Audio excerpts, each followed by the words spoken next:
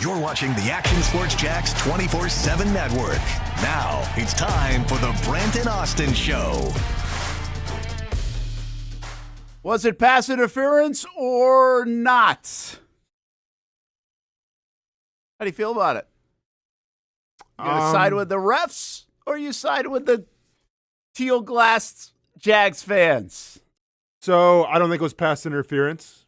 I think it was a great football play by Travis Hunter.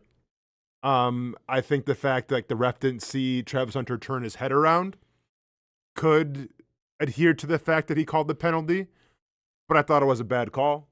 But I don't like opening the show with that.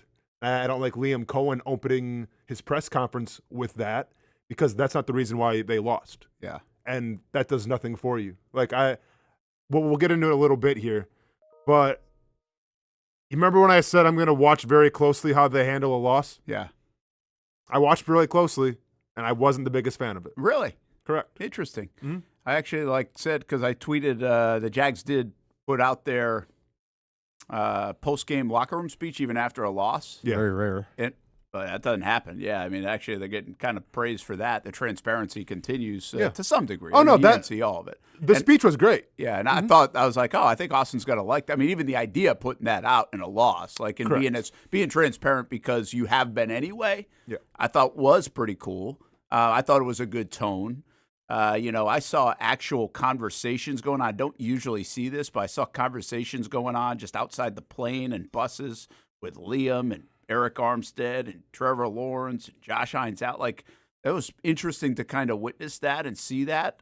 So my guess is there was more of that in the locker room and a lot more of that I didn't see. My other guess is that's probably a leadership council of some sort that they're leaning on, you know? Mm-hmm. So I think from all those kind of standpoints, I think they're handling what was a real emotional kind of gut punch.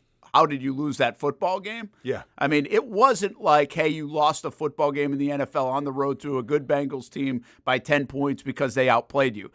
Liam Coen's first loss and this first bit of major adversity for the Jacksonville Jaguars was like, ugh. Oh, yeah. I mean, it was like, how in the world did that happen? It went from here to here in a hurry. Yeah. So it'll be – would you want to go more on that then? Why didn't you like – how they handled it? I didn't like how Liam Coen came in the press conference, and the first thing that he brought up in a negative light was the penalty. Was that after a question? I wasn't in there actually. No, it's what he opened up with. Oh, it was part of his opening. It was part of the opening. It was whatever you call it, the opening, the first question. It was the first thing that he led with. Right. Yeah, it's like what happened in the game or whatever. I forgot what the question was, but he started off by saying the penalty on Travis Hunter, and he would have liked to see the Bengals earn it. Now, it's the same thing that I tell my son when he's pissed off that he lost a football game, and he wants to come in the car and say, well, the refs did this, the refs did that. And I go to him and I go, how does complaining about the refs make you better? How does worrying about what the refs did make you a better player? Because it doesn't.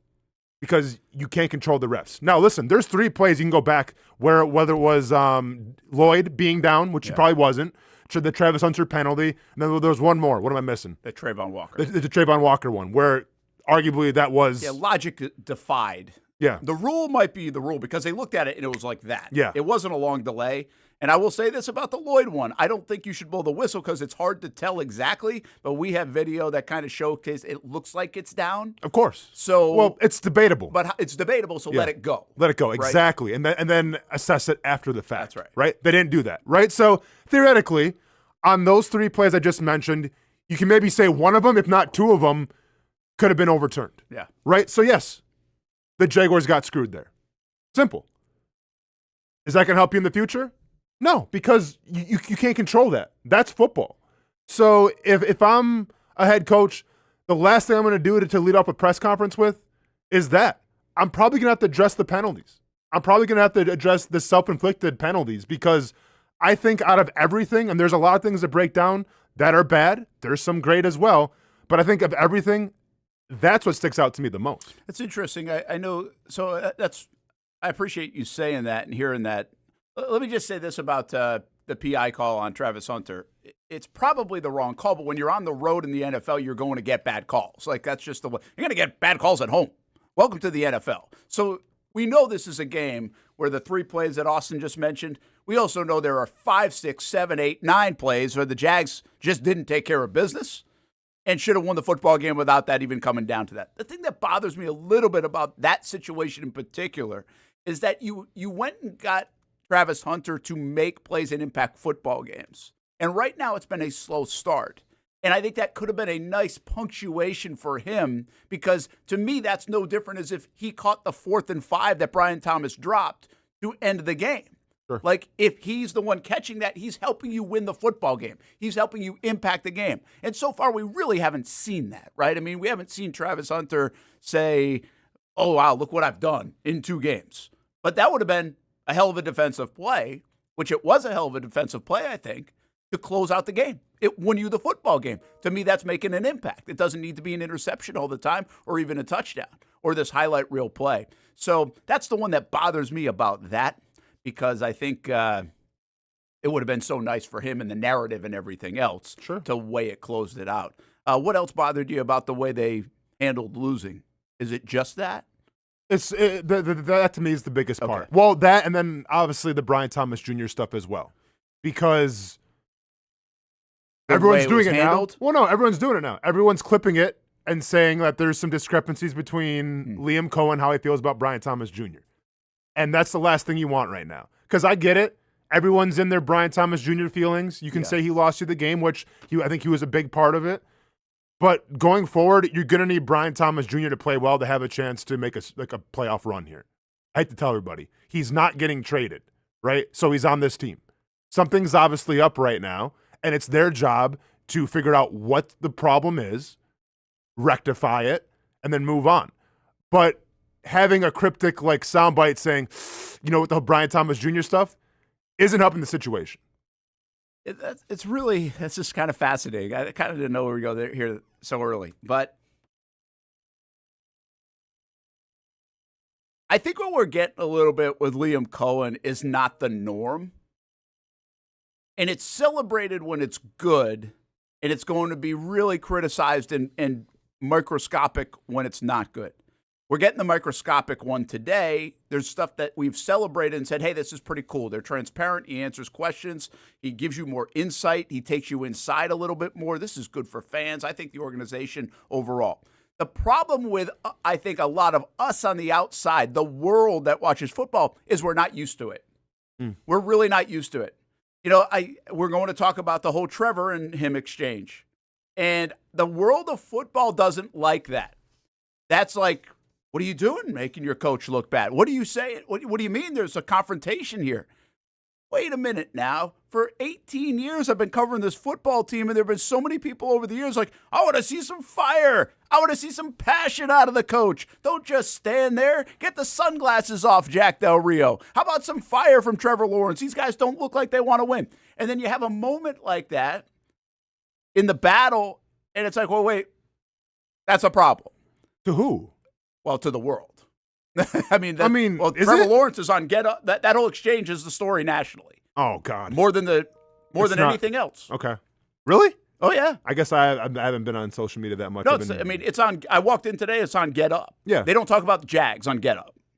Well, Travis Hunter. Well, they haven't yet this year. They haven't had to, but they're talking about that game because of the Jags, because of Joe Burrow, and because of the exchange with Coen. Gotcha. That's what they're doing. Yeah. So. But that's not a big deal. I mean, okay, let me go and okay, it's not, because you don't think it's a big deal. Was it a big deal when Tom Brady threw who was Josh McDaniels? That's my point too. Was it a big deal when Tom Brady threw the Microsoft whatever viewer down, slammed it, and called Josh McDaniel a bleeping, and then no, that was a big deal for a day, and then Tom Brady continued to win, and everybody forgot about it. Yeah. Like, these things happen all the time on the sidelines. Like, the fact that we're going to glorify this now and say the thing between Trevor Lawrence and Liam Coen is a big deal. Tell me you haven't played football without telling me you haven't played football. I mean, simple as that. Like, and I don't like pulling that card, but go on any sideline anytime during a game, there's going to be discrepancies between players and coaches. I saw it firsthand with Pot Roast and Joe Cullen on every single game. On every single game. Like, if you had a camera on the sidelines defensive line, like, bench, you would have saw that. Yeah. You would have saw F-bombs being dropped. You would have saw clipboards being punched. Like, this is football. okay? And it's a high emotional thing. So, no, the whole Liam Coen, Trevor Lawrence thing, don't even pay any mind to that. Yeah. Despite what Get Up says. Well, it's not just Get Up. I'm just saying it's all over the place. Yeah. Hamby, go ahead. Brag about how many likes you got on that after you stole it off our post-game show. Oh, God. Bruh.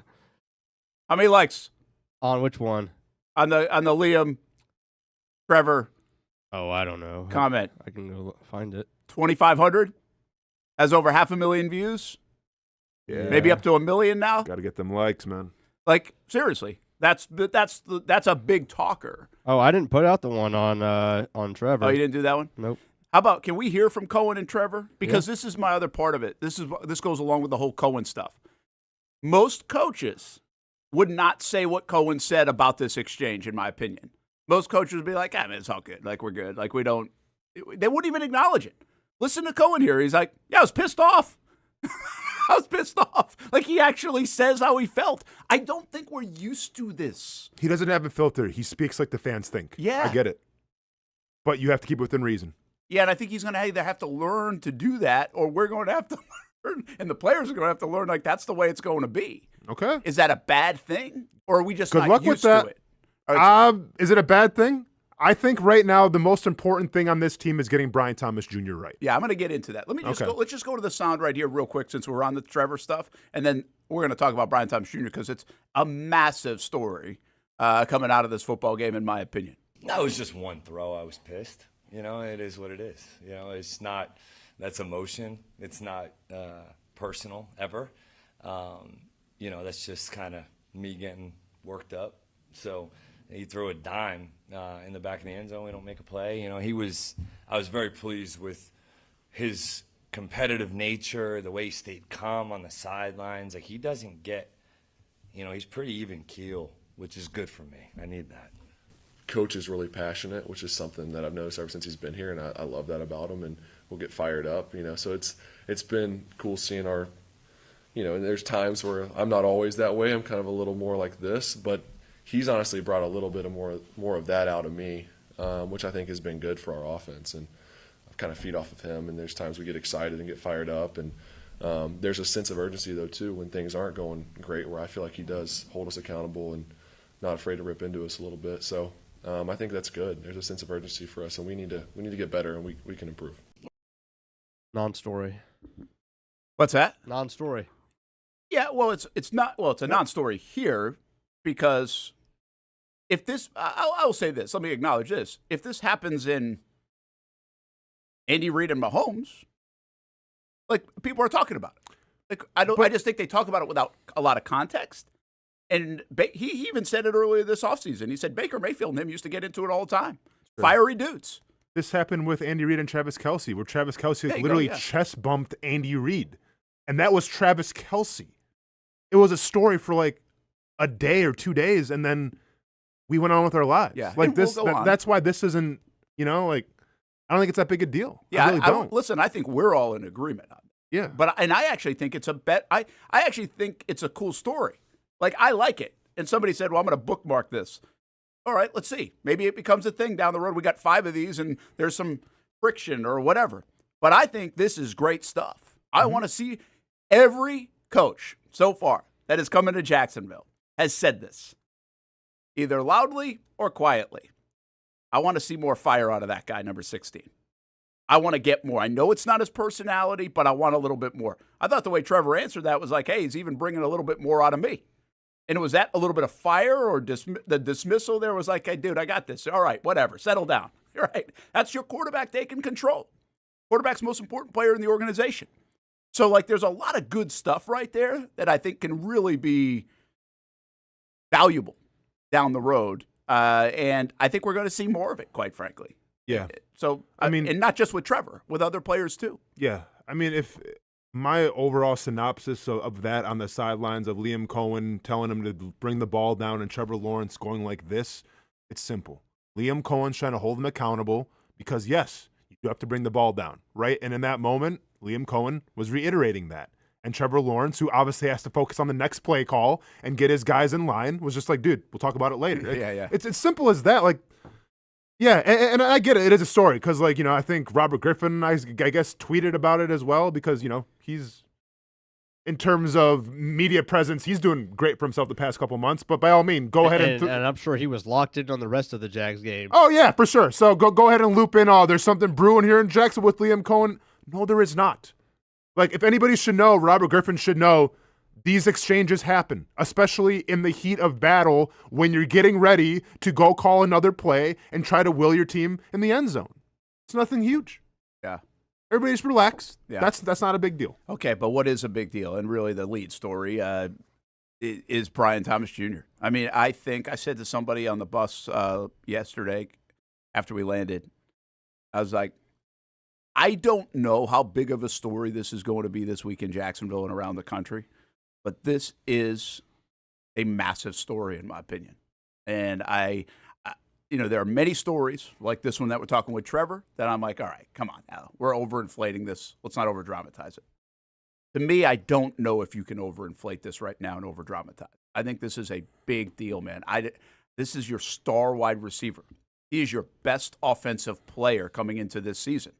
That's what everybody would say. We have arguments. Who's your best player? Is it Josh Hines-Allen? Is it Brian Thomas Jr.?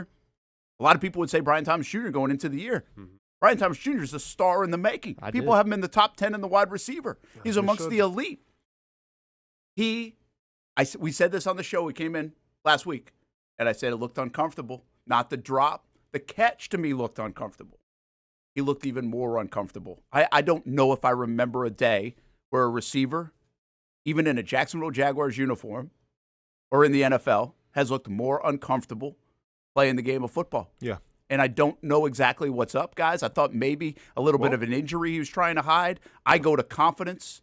I think this is just a confidence thing. But it's a major problem right now in Jacksonville. So last night, going through my nightly routine and everything, staying off social media because nothing good was on there with the Jaguars. Didn't even want to see anything. And I asked the question, like, what is the... liked Hamby's post. I know, right? Sorry, Hamby. But I asked myself, what is the biggest problem with this team right now? One-on-one. And it's Brian Thomas Jr. And instead of trying to pile on and say, okay, he sucks and all this stuff, because everyone's doing that right now. That's the social media that we live in. And instead of piling on with the Liam Coen press conference talking about Brian Thomas Jr. and that awkward pause, I asked the question of, okay, well then why? Why isn't Brian Thomas Jr. playing up to his full potential? What the hell happened from this year to from last year?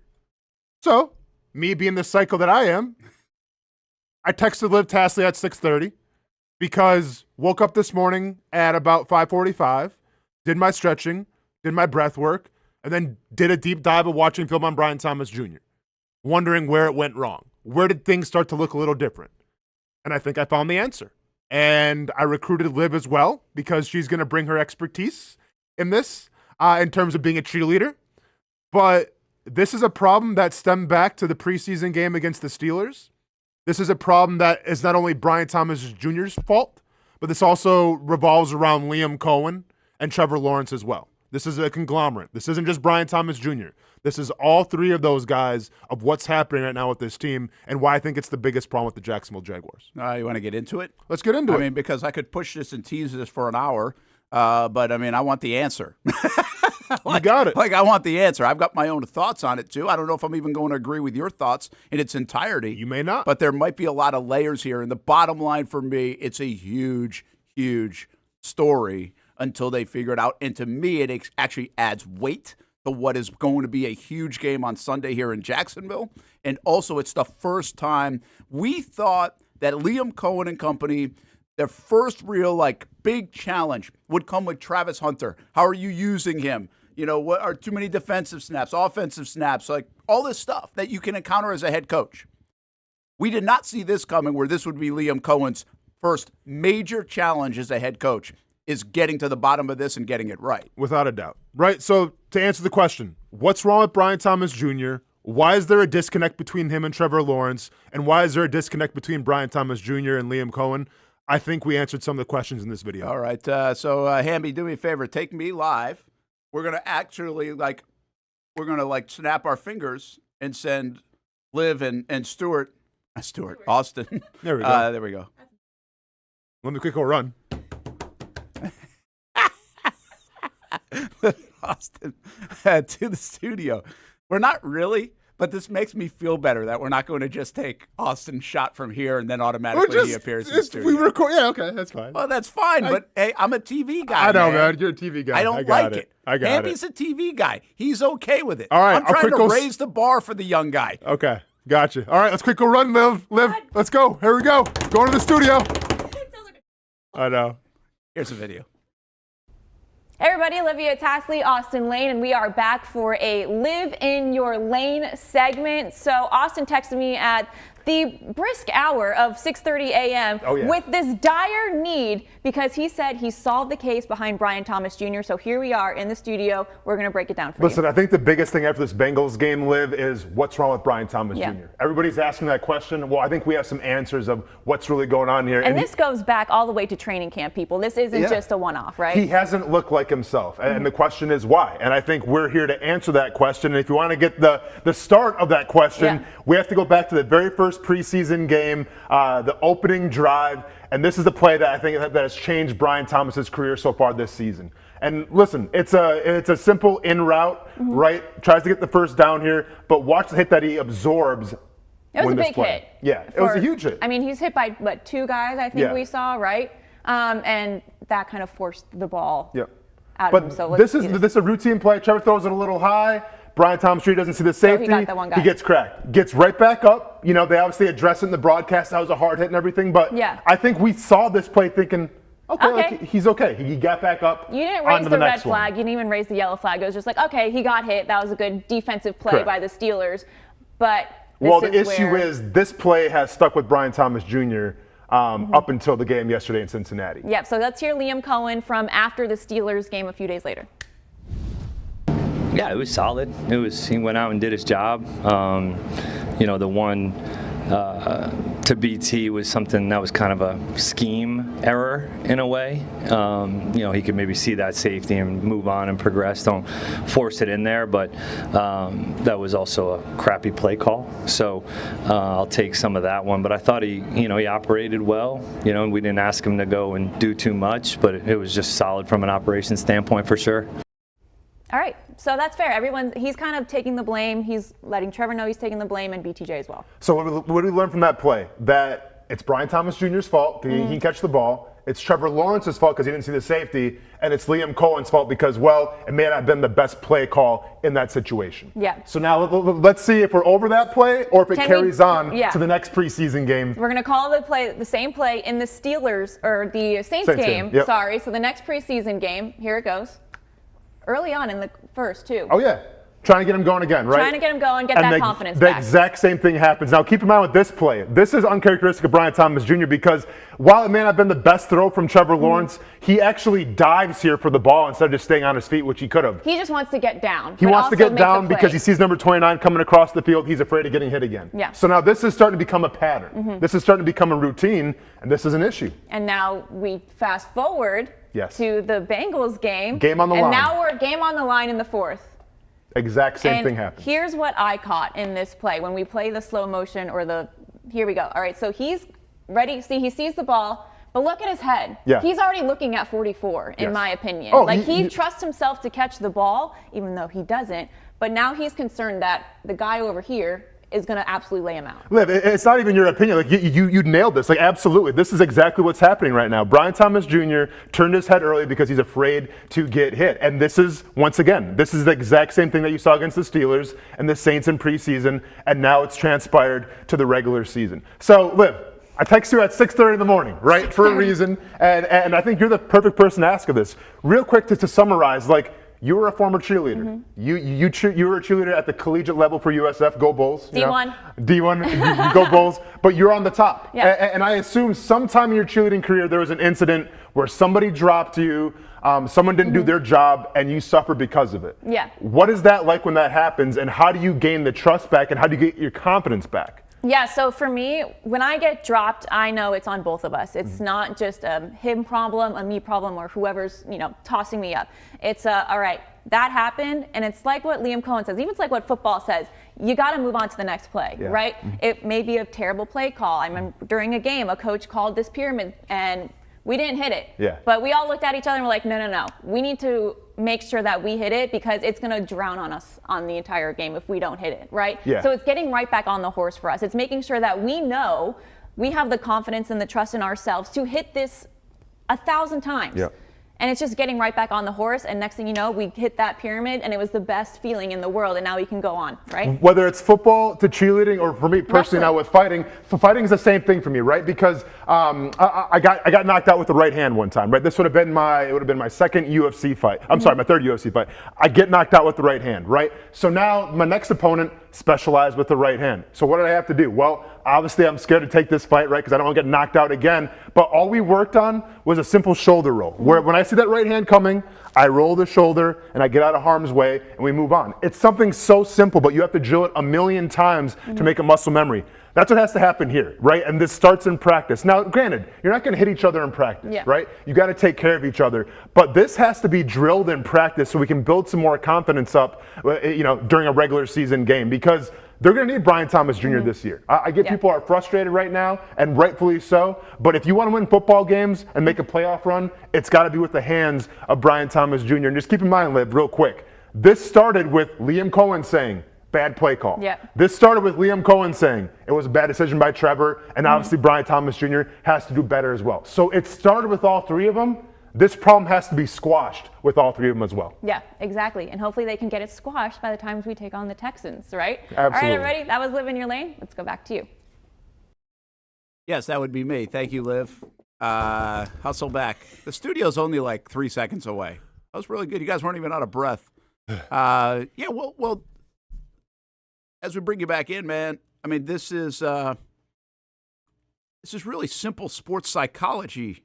This is confidence and, if you will, baseball version of the yips, right? I mean, that's basically what it is. And as you're saying, we were kind of talking a little bit, too, while that was going on, and they have done a terrific job of actually trying to get him involved and trying to get him over things going, right, to try to get him in a rhythm.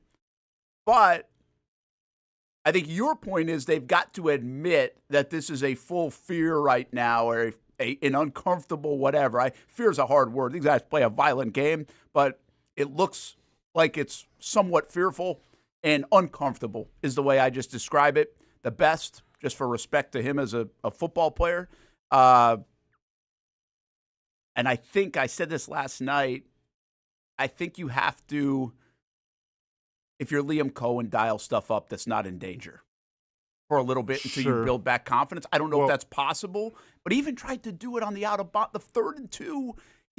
It was almost like he was a little bit fearful that he didn't go up and get it, that someone was going to come off the bench and hit him. Yeah. Like, it was really odd. And the one in the end zone, again, going off the middle, the one on the pick, he was about to get hammered. Like, he was going to get obliterated on that play. Of course. The one in the end zone, Austin, it's like go catch the ball up. It's vertical. He's not going to really even get popped that hard, I think. He's just got to go up and get it. It's not even coming across and getting knocked into next week. So he's got a little like Sam Darnold seeing ghosts in some of this too. It's not always there. No, he has PTSD from a preseason hit against the Steelers. That's what I think this is. Like that's what it is. And it wasn't a hard hit, and he got right back up. And I think we all kind of forgot about that hit. But that's what's going on here. And this is why I'm holding – because, yes, this is on Brian Thomas Jr. But the way I broke it down in the video, this starts with Liam Coen and Trevor Lawrence as well because they put him in that situation, right? Brian Thomas is here right now because of an admitted bad play call by Liam Coen and obviously a ball that probably shouldn't have been thrown by Trevor Lawrence. So this is all three of them right now. And I appreciate how Liam Coen has tried to gain the confidence back with Brian Thomas Jr. and throwing him that play across the middle and trying to let him be a hero. And it hasn't worked. So if it's not working, then maybe we got to stop going, okay, let's try it again. And maybe you have to acknowledge it. And this is why I do what I do. This is why I love this. This is sports psychology. Yeah. I love how the mind works. I love how an athlete's mind works because everybody's different. Brian Thomas Jr. is a very quiet individual, yeah? Yeah. You'd agree with that. Press conferences doesn't really give you much regardless if he's happy or sad, right? This dude right now is going through it because he is afraid to run across the middle and get hit. And it doesn't matter how many times you try to bring him across the middle and build that confidence until it's addressed by Liam Coen, by Trevor Lawrence, because it started with all three of them. So it's got to end with all three of them. Until it's addressed, you're going to get the same thing over and over again. And it's not going to help when you're in a press conference and you're Liam Coen and they ask you about Brian Thomas Jr. and you feel a little cryptic with it and you have a little soundbite with it. Not to say that was Liam Cohen's fault, but this is the world that we live in. And James Gladstone addressed it himself. It's sports entertainment, is it not? So we take that clip, you break it up and say, all right, Brian Thomas Jr., what does Liam Coen think about him? What does Liam Coen do? Doesn't really say much, right? Like he has that look about him. Well, when you do that, that doesn't help the situation at all. And that's the issue right now. That's the issue I have with Liam Coen. That's the issue I have with Brian Thomas Jr., why he's not catching the football. And obviously Trevor has to help him out as well. That's what's going on right now. What do you want Coen to say? Well, he stuck up for his player how many times this season? Maybe stick up for your player in that situation as well. He didn't say anything. He didn't say anything. Exactly. So you mean to tell me the whole year in the preseason, when you're supporting your players saying this guy's going to change the game, we love Brian Thomas Jr. and everything like that, and all of a sudden after a game when you're pissed off that you're lost, and I get it, I was pissed off too, but when they ask you about it, now you change up your tone? Now you don't say anything? Now you just kind of have a candid look about your face? All right, do you have that, Hamby? Find that. I'm a little bit with, I understand what you're saying. I also am a little bit with Hamby here because what are you supposed to say? This was really unusual. Austen, have you seen this before? With a football player? Yeah. In terms of scared of going across the middle? Yeah, this wasn't one play. This was a lot in the game. This was multiple times. I don't know if I've ever seen it before. My point is, in a game where you guys play that, or you guys are crazy to play this game that I always acknowledge and say and respect. But I don't feel like I've seen this before. Have I seen a guy alligator arm stuff? Absolutely. We all have. But I do not know if I've seen it alligator armed in the end zone. My kid said something to me yesterday. He was like, man, receivers love to catch touchdowns. You figure that's the one you're going to go up and get. Who cares if you pay the price for it? Yeah. He didn't go all out for the one on the sideline. I've never seen this many times in a football game. And I'm not sure Liam Coen had either. So I've seen it one time. And this came, my former teammate Lamar Houston played at Texas. Texas played Nebraska. I think it was in a bowl game or something like that. And Lamar Houston showed me a series of plays when they played in Ndamukong Suh where, and I forgot the dude's name, but he was supposed to be like this all-American guard, right? Like he was supposed to be drafted, I want to say, second or third round of that draft going against Ndamukong Suh. And Ndamukong Suh that game, I want to say, had 4 sacks and absolutely embarrassed him. And on the second sack, he comes to the sideline. The coach yells at him. The team's going, what are you doing, all this stuff? And he told me, he just locked up. And he froze.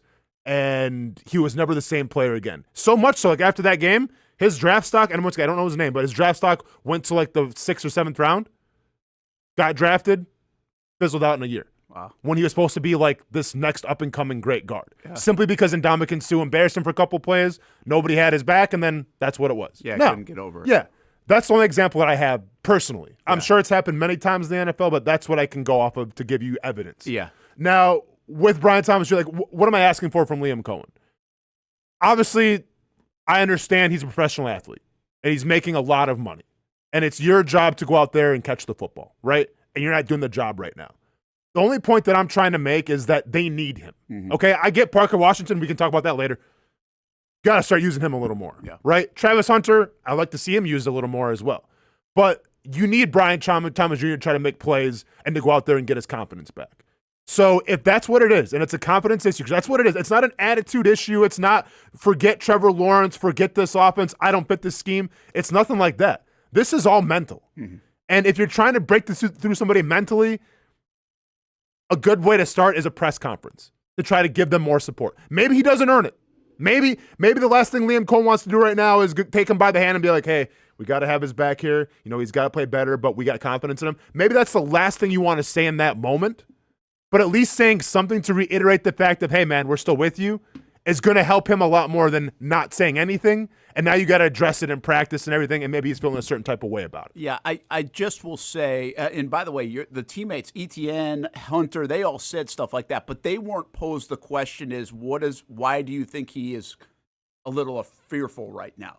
Liam was approached with that question, which is a tricky question. And trust me, I just told you guys before the show or whatever, I thought this was one of the most challenging post games I've had in my 25-year career.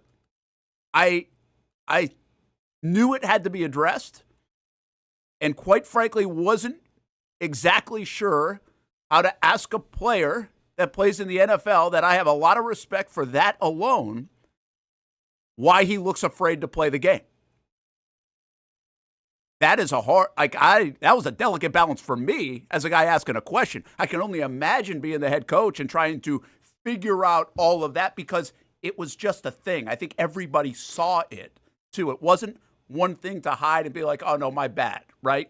That wasn't it. It was 5 or 6 times. Here's Liam Coen after the game, and then we're going to go crazy long. But because we're on it, I'm going to then play our Brian Thomas Jr. interview as well. But let's start with Liam Coen. I gotta go watch it, and just go figure out what that, was all about and what it looked like. Yeah, I gotta go take a look at that. So obviously you can hear the. I mean, I think the look is more, but okay, that's fine. Yeah, it's all good. But I think everybody's seen it. Yeah, you've seen it as well, but you can hear the almost how do I answer this question, right? So here's where Liam Coen's at right now. Because a lot of people want to say, why didn't you kick the field goal, right? Why didn't you go up 6? Oh, yeah. Give the ball back to Cincinnati. And I'll say that later. We'll keep in mind. Okay. Here's what I think happened. I think Liam Coen gave Brian Thomas Jr. a chance to win the game. That's a good call. I think he knows what's happening with Brian Thomas Jr. Yeah. Okay? And Liam Coen put him out there and said, you know what? I'm going to put this whole damn game on the line. Yeah. I'm going to maybe go against my better judgment. I don't know what the analytics say. I really don't give a damn about the analytics. But I'm going to put 100%. They say go. Go for it? Well, you know how I feel. Griffiths put it out, actually. No, I know it's not. We'll get into that part. Okay, but Liam Coen literally put that game on the line to try to get a confidence boost to Brian Thomas Jr. Yeah. That play was designed for Brian Thomas Jr. And you think it's maybe by design, and you think it's maybe by coincidence that play was exactly the play that he's been hit on a couple of times that he's dropped the ball? He tried to help him out, and it failed, right? So I get it. He's pissed off, right? And I get it. It's not one play that cost you the game, but that was a huge play, right? Liam Coen's upset.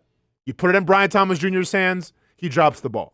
But now you got to ask yourself the question of, okay, well then what can we do next going forward? Because once again, be all pissed off you want. We're all mad. We're all mad at Brian Thomas Jr. today, as we should be. You're going to need him, okay? Yeah. You're not going to trade him, okay? Yeah.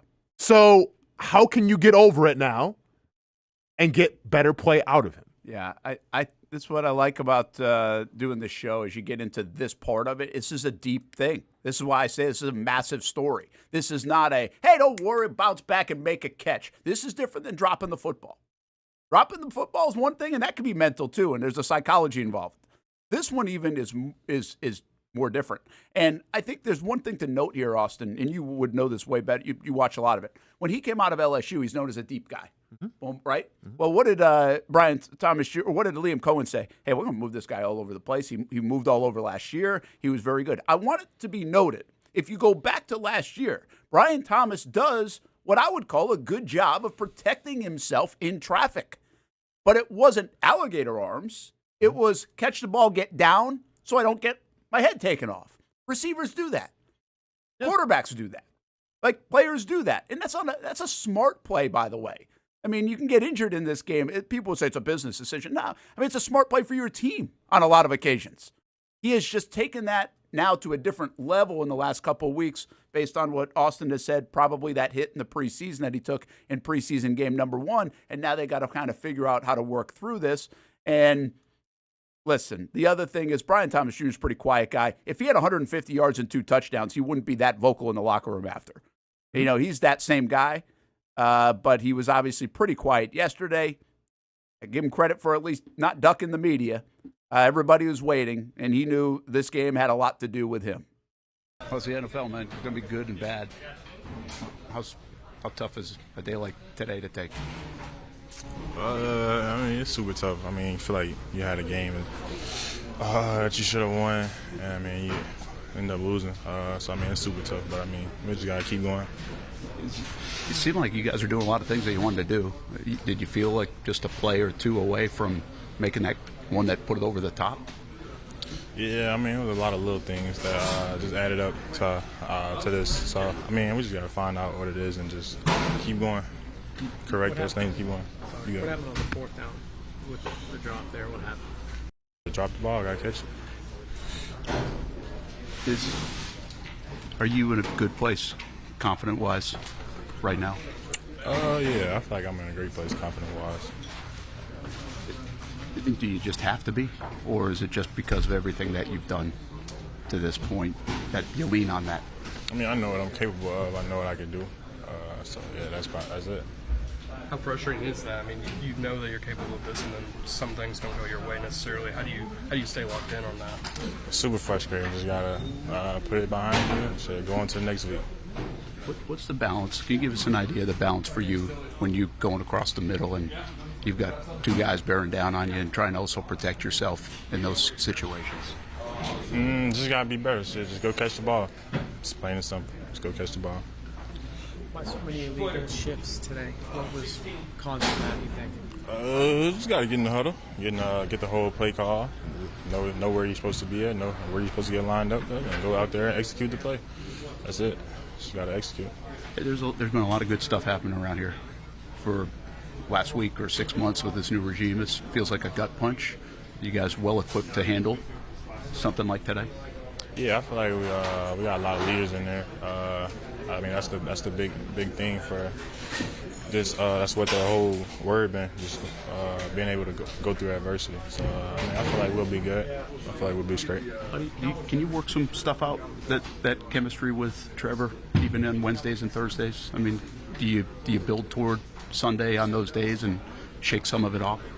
Yeah, definitely. That's what we practice. That's what we get extra work in for. So yeah. Do you feel like there's any chemistry issues between you and Trevor? Nah. I mean, I just feel like we got to go out there and execute. I just got to make the plays and shit when the ball's going to me. Just make the plays. Last year and the year before, a lot of the same guys in here that are here now didn't bounce back from adversity as well. So what that was last year and the year before. We on to a new year, so we're just gonna come out and be better. First adversity with this club. What was the message from Liam Coen at the end of the game? Come out and next week be prepared, be ready to go. Fight through adversity. I mean, week 2 we lost the game. We got a long season ahead. You got to fight through. Well, it's the NFL, man. It's gonna be good and bad. That's there he is. Tough spot. Tough spot for him to be in. I thought he owned a lot of it, just in short sentence. I mean, he doesn't say a lot. Even again, if he had an 85-yard touchdown, he wouldn't have talked for 30 seconds about it. That's just the way he goes. I thought he owned some of it. He got a little frustrated at times, which is okay as well. I mean, wouldn't you? Yeah. And it's just tough. That's a tough deal. I don't think I've ever had to ask anybody about that directly. Mm-hmm. And I've never really seen it to that level. I would say this. I'll give you one other little observation. And I don't know what it means. I don't really think there's a lot to it, but it's just a little nugget. When we're waiting for him as we get into that locker room, Tony Baselli went up to Brian Thomas Jr. as he's getting dressed and kind of still thinking about everything and said something to him. I just thought it was interesting leadership from Baselli to go, acknowledge, and I have no idea what he said. He might have said, hey, you're going to have to talk to the media, right? Don't duck it. He might have said that. But I think everybody, to your point, knows there's something up. And then what's today going to be like? I'll ask you one more question because you and Liv did this. When you had the little mental hurdle about getting knocked out, yeah. So what was the after? In what? In terms of? Well, I won the fight, but you're asking what was? Well, what's the conversation like about those moments? Yep. Like after, is that with your trainer, your team? Is it direct? It starts with the team, but it has to start direct first, and you have to admit that I'm afraid. Yeah. There's a problem. Yeah. Right now, not dialogue that you want to say in an NFL locker room. right? Because regardless if it's back when I played or if it's 2025 now, like I still feel like it's the same way. If you say you're scared or you're afraid, that doesn't go over well in a locker room. You can't. Right? You can't do it, right? But you have to have that conversation with yourself. So the first part is admitting there's an issue, right? Because if you just want to say, okay, on to the next one, because that's how we're programmed as football players and athletes. It's play next play, play next play. Absolutely. Well, what happens if you're afraid of the next play? Doesn't really do much good now, does it?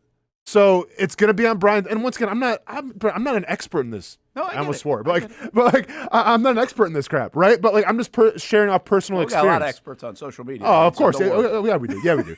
But like if it's me and I'm putting myself in Brian Thomas Jr.'s shoes, I'm admitting there's a problem. I'm afraid to run down the middle of the field. Yeah. I'm afraid of getting hit again.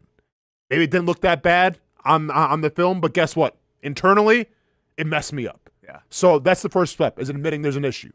And then from there, you have to garner the support of your quarterback and your head coach. Let them know what's going on. Come up with a game plan, whether it's staying after practice and maybe like you have dummies there and you catch the ball, hit them with the dummy, something like that. Yeah. Right? Try to mimic a real game scenario as much as possible. No matter how inconvenient it is, no matter how long it takes, no matter how sore and banged up you are, you have to do that. Yeah. Because if you don't, this will snowball. It'll get worse. And pretty soon we're going to be saying, hey, Parker Washington, get in there. Brian Thomas Jr., you're out. You can't just hope it gets better. You can't. And We're past the point of no return, Brent. Yeah. And I think, I will give credit to Trevor. Trevor's trying to get him the football, man. 12 targets. Liam's trying to get him the football. Liam's trying to get him football. That's a great call on your part. I think you're right. I think you're right about that. Like, all right, here we go. He's going to get this. This will, boom, be the confidence builder. And just didn't work. There's a part of this that I know people don't care about, and I know you can I can see it while you're talking about it, and you played it, and you understand it's the profession, the criticism, all that stuff comes with it. But to me, when you have these moments, I try to tell my kid too, as a big Jags fan, all this stuff, it's like you can still have appreciation for the fact that these are real human beings. Like these are real issues that anybody might have. Doesn't matter how much money you make. Like the money doesn't change that. The money doesn't buy you a better psychologist, sports psychologist to overcome it quicker. These are real deal things. Anxiety at your workplace, about something in your life, about something, whatever, that right now we are watching on a big stage this young man have to battle. Yeah. Whatever it is. That is uncomfortable. It's uncomfortable to watch.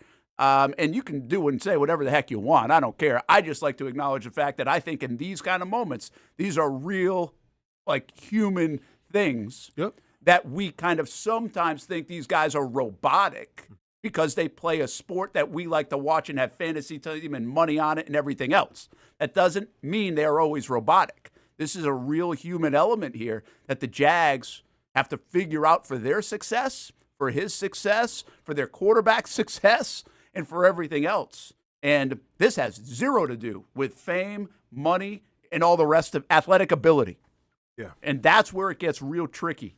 And like I have a sensitivity to that for these guys. I don't expect everybody else to have that same sensitivity, but I also don't mind sharing it. Like I think this is a really tough spot for a 23-year-old kid to be in. He's going to be 23 in October.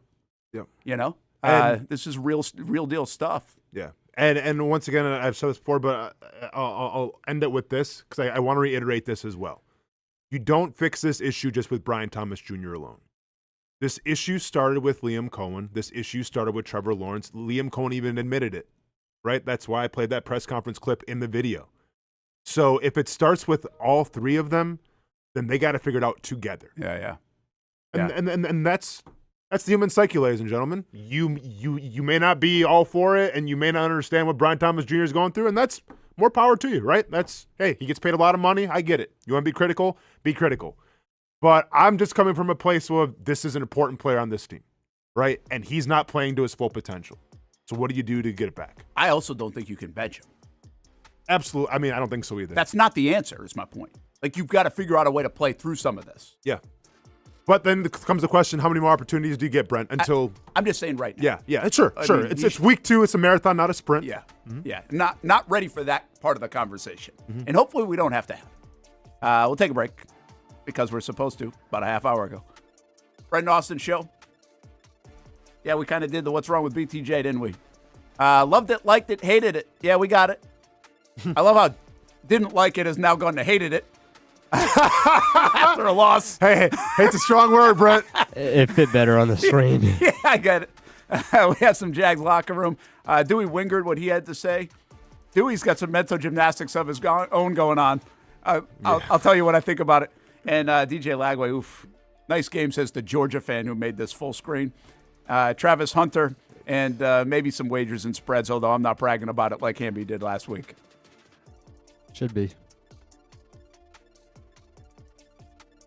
When it's time to get a new car for anyone in your family, just remember, nobody but Nimnick, the #1 Buick GMC dealer in Jacksonville. Get the latest price breaks on 2023 and 2024 models or the newest 2025 vehicles in the showroom on Phillips Highway or shop online at NimnickBuickGMC.com 24 hours a day. GMC Sierras, Yukons, and the redesigned Acadias, or get the all-new redesigned line with Buicks. It's nobody but Nimnick, and part of the reason why is this is a first-class buying experience here at Nimnick Buick GMC. You're not just a customer, you're a friend. This is about getting a vehicle that best fits you and getting you on the road, and also helping you and your family down the road. Nimnick has a treating you right guarantee, courtesy, respect, fairness, and most Buicks, GMCs, and Jacksonville's only Car Bravo dealer, nobody but Nimnick. Who has put in the most years and stands behind a better experience? Nobody but Nimnick. GMC, we are professional grade. Putting your needs first. It's the backbone of how First Florida Credit Union does business. In all honesty, you might as well be speaking another language when it comes to finances. Sure, I'm good with my money, but what am I missing in the fine print? That's what led me to First Florida Credit Union. They're the perfect choice for anyone starting their financial journey because they keep finances easy. Plus, they offer financial education and resources I can trust. So I'm always growing more confident. And as a young adult, I am constantly adding more responsibilities to my plate. From a car payment to a mortgage, it all adds up. Luckily, First Florida Credit Union makes sure it adds up in all the right places and not the wrong ones by offering better rates and lower fees than traditional banks, even if you're still trying to grow your credit. Because as a member-owned institution, First Florida genuinely puts people's needs first rather than focusing on profit. So I know as my needs change, they'll be right there to help me reach my goals. Check out firstflorida.org to learn how you can benefit too. It's one of the hot spots in the area. Welcome you to String Sports Brewery out at the beach. Big crowd on hand tonight. The fans are here. And now the newest hot spot at the beach is open. String Sports Brewery in Jax Beach has opened its doors with rave reviews. We're going to be fans forever. Cozy up to the bar. Grab a seat in the sports-themed restaurant, or grab a seat outside and feel that breeze coming off the beach as the weather warms. Just like the original location in Springfield, try the popular beer menu and come for lunch or dinner too, because the food is fantastic. We got a special guest in the house. He's happy, he's feeling good. He's Trayvon Walker. It's where we hosted Jags Report Live in the football season, and the String Sports Brewery staff can't wait to host you. Hey, welcome back here to String Sports Brewery. And if you haven't checked out the new location in Jax Beach, you got to do it. String Sports Brewery, now with 2 locations in Springfield and now open in Jax Beach on Penman Road. Hi, I'm Greg Mackey from Cycles of Jacksonville. Whether you're looking for a side-by-side, ATV, motorcycle, or scooter, Honda has what you need. The Honda Talon. Ultimate performance meets family-friendly fun. Prices starting at $363 a month. Or the sporty Honda CBR 650 starting at an affordable $204 a month. Stop by and choose your adventure from a full line of Honda products. Only at Cycles of Jacksonville on Atlantic Boulevard. Family owned and operated since 1983. Hello, I'm Kenny Lay of Kenny Lay & Associates. Since 2003, our firm has fought exclusively for the rights of men in family law. Divorce, modification of child support, alimony, custody, and more, all for men. A father is vitally important to a child's life, and being a man is not a reason to pay more in child support or alimony. I'm a single father. I get it.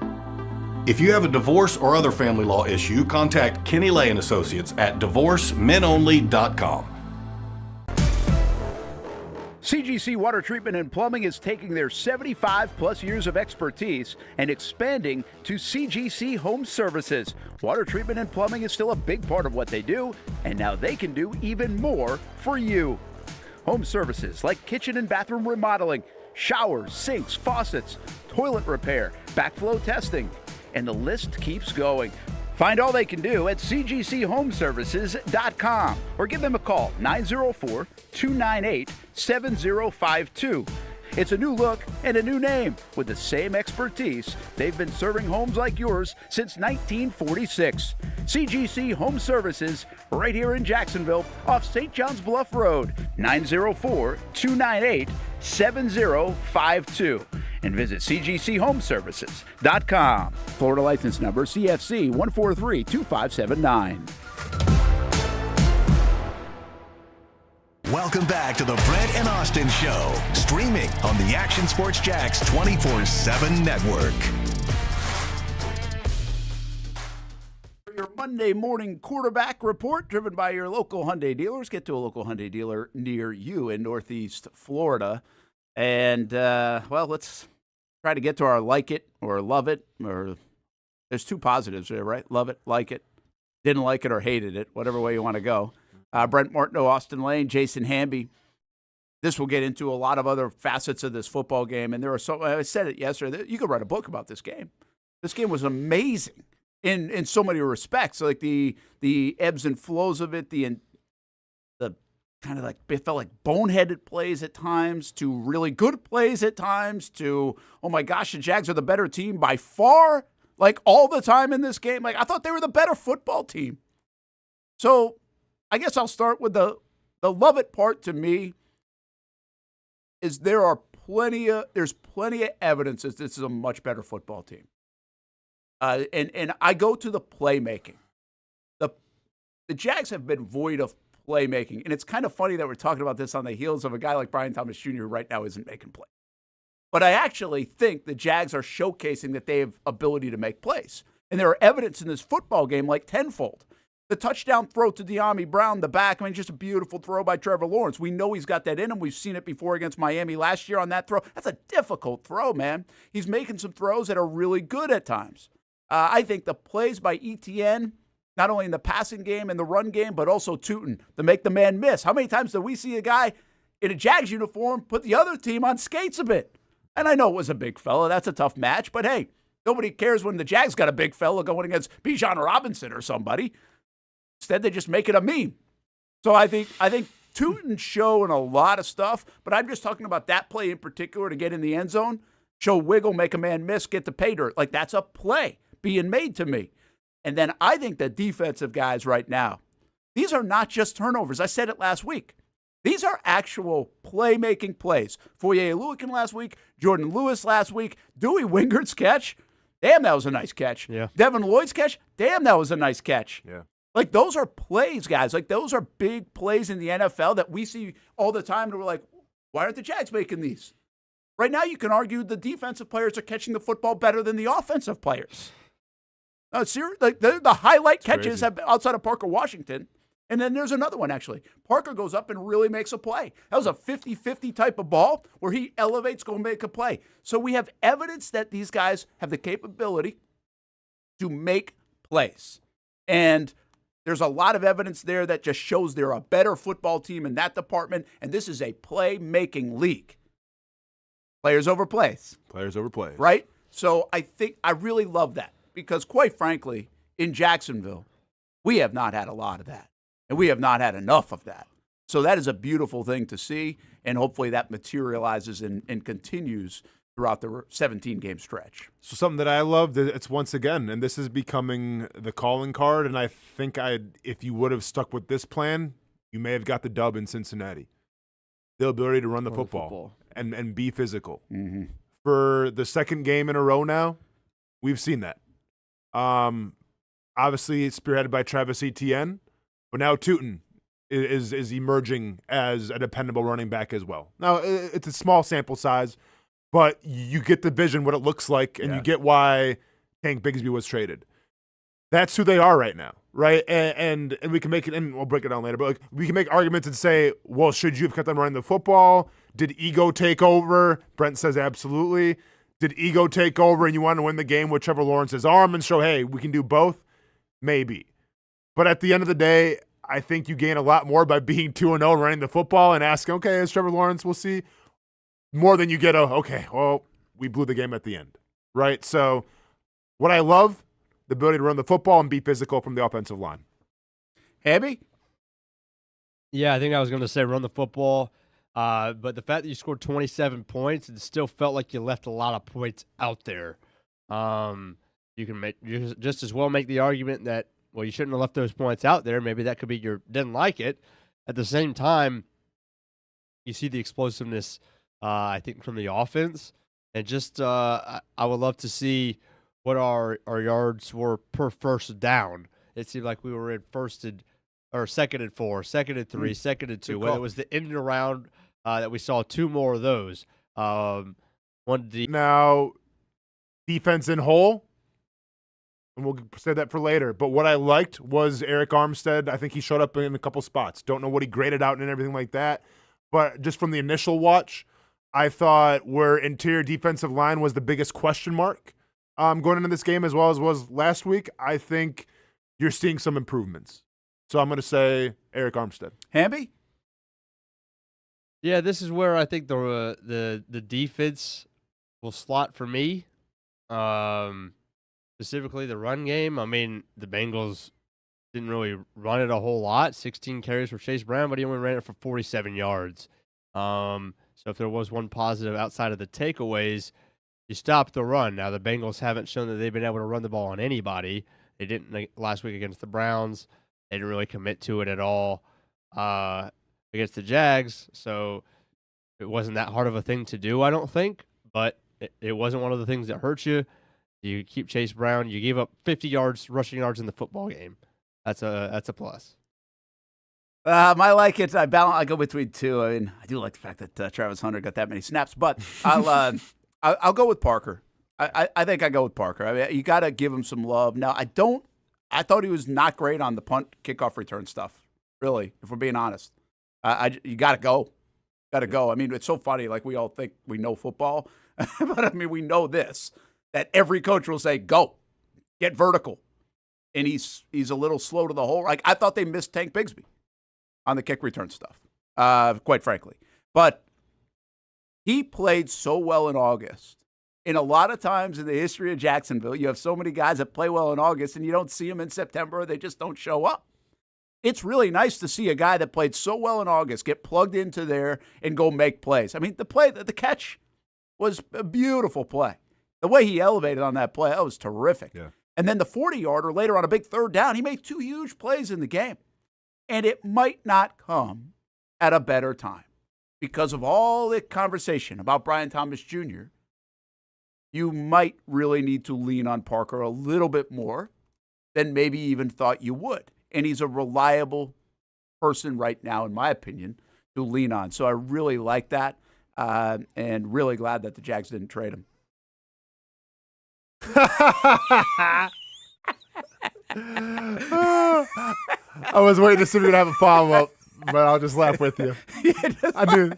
I like that. I'll just laugh with me. I was just like, I can't wait to go back and watch my face when you say that. That was beautiful.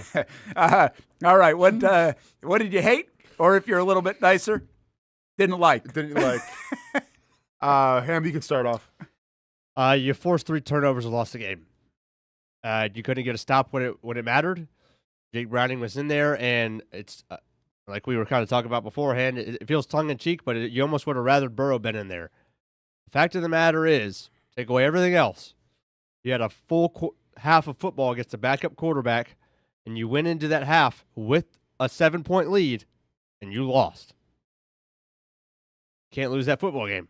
You have got to find a way to lose that football game. And I think this is on the defense. You forced 3 turnovers. Good on you.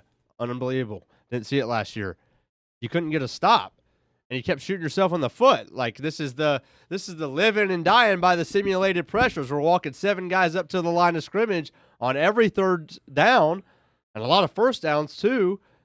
You live by it because it worked to perfection last week. And it worked a lot of times in this Bengals game, and then you die by it because you've got a backup quarterback who doesn't have to read anything. He just has to catch the football and heave it to Jamar Chase in one-on-one coverage, and it's a touchdown. Make him try a little harder. Make the backup quarterback who hasn't prepared like a starter to read the defense, go through multiple progressions. It was the exact same thing in the Tennessee-Georgia game. If Tennessee just forces Gunnar Stockton to go through his reads in a 103,000 fan stadium, he's going to have issues. What he has to do is catch the football, see him man-to-man coverage on the outside, and let it rip. And it cost Tennessee the football game, and it cost the Jaguars the football game too. Yeah, I mean, I can go a couple ways here. Obviously, the penalties, that's the low-hanging fruit, right? The going against a backup quarterback, that's low-hanging fruit as well. And I'm gonna Thomas Jr. low-hanging fruit. Low-hanging fruit. But I'm gonna go off that what Hamby's saying, but I'll get a little more specific. When you send the house, when you don't have to send the house, and I get like if your philosophy is living by the blitz and dying by the blitz, but it doesn't have to be like that. It should be about thriving, right? So, for instance, when you get home with 5, or you even start getting pressure with 4, with Eric Armstead or company, and this Bengals offensive line has shown to be vulnerable in terms of just being straight up rushed, don't send the house then. Don't send the house when you don't have to send the house. Because I said this literally on Friday. The last thing you want, regardless of if it's Tyson Campbell or whoever you trust, Jerry and Jones, is one-on-one coverage with Jamar Chase and T. Higgins. Yeah. And because when you get that, you give up the big plays. And the way you got to approach that game was you got to be bend but don't break. They want to break you. Since they even said it, I was watching Bengals like their press conference. Their goal is explosive plays. Mm-hmm. So don't give them that. Simple. Do not blitz 7 people. Do not blitz 7 people when you're at the 5-yard line, right? And it's 3rd down. And obviously the ball is going to come out quickly and Joe Burrow can diagnose that. Do not blitz 7 people when you have a backup quarterback in who has a security blanket of Jamar Chase with one-on-one coverage who can just run a go route. Don't do it. Why? Because it's who you're trying to be. Like, I understand that the ego and this is who we are and make them fine, man. But at some point, you got to go, let me put my players in the best position to win. Did it benefit you to have one-on-one coverage with T. Higgins? Did it benefit you to have one-on-one coverage with Jamar Chase with the game on the line? No, it did not. So then why do it? I think all 3 turnovers came when they didn't blitz, too. I want to say that, at least from you'd have to go down and break it down. Maybe they brought some pressure. Yeah. But I know the one interception was forced by Trayvon Walker and Josh Hines Allen pressure when he rolled out to the right. Yeah. So, we wondered that. And here's the crazy thing. We're the minorities, Brent. We were saying, I don't think we should be blitzing. Yeah. I did the pregame show. Everybody's calling for blitzing. Really? And I'm just like, okay. Yeah, but even against Browning, to me, it doesn't make sense because he's got one thing that he can do. Now, I did think their game plan changed a little bit when Burrow went out. Of course, yeah. It definitely looked like it did. Yeah. They almost gave too much soft stuff, I thought, underneath. Yeah. But maybe that was to prevent the big play eventually. So, again, that's a little bit of a chess match. But those dudes are good, man. Those dudes are so good. Tip your cap. I'm going to say something else because I'm going to forget to say it. But at one point, Higgins and Chase had like 170 yards combined, like in the mid-3rd quarter, I think it was. I actually thought Tyson Campbell rebounded nice for the remainder of the game. I thought they got real quiet. Chase, especially in the last like 20 minutes of the game, they started going everybody else. I think that was the time frame. I can't remember. But after Chase had like that one drive where he dominated, remember Tyson Campbell comes back with the other drive where he makes 2 plays consecutively. And I think from that point on, like he played really well. And that dude's really good, Jamar Chase. But again, they'd already done the damage. Yeah. This isn't like, hey, great job. It was just like, I thought he bounced back so he didn't have a 250-yard game, quite frankly, which it looked like it was headed that way. Okay, the hate it, didn't like it part for me was the opposite side of what you just said. I thought Liam Coen could have run the ball multiple more times than he did, and it really surprised me he didn't. This was my first bit of criticism. I even said it live when it was happening. It really was late in the first half. I didn't understand why they were throwing inside the 20-yard line just outside of the 2-minute warning when you don't get the ball to start the second half. So you have a real chance to play clock and time management there with the situation and not give them the football back.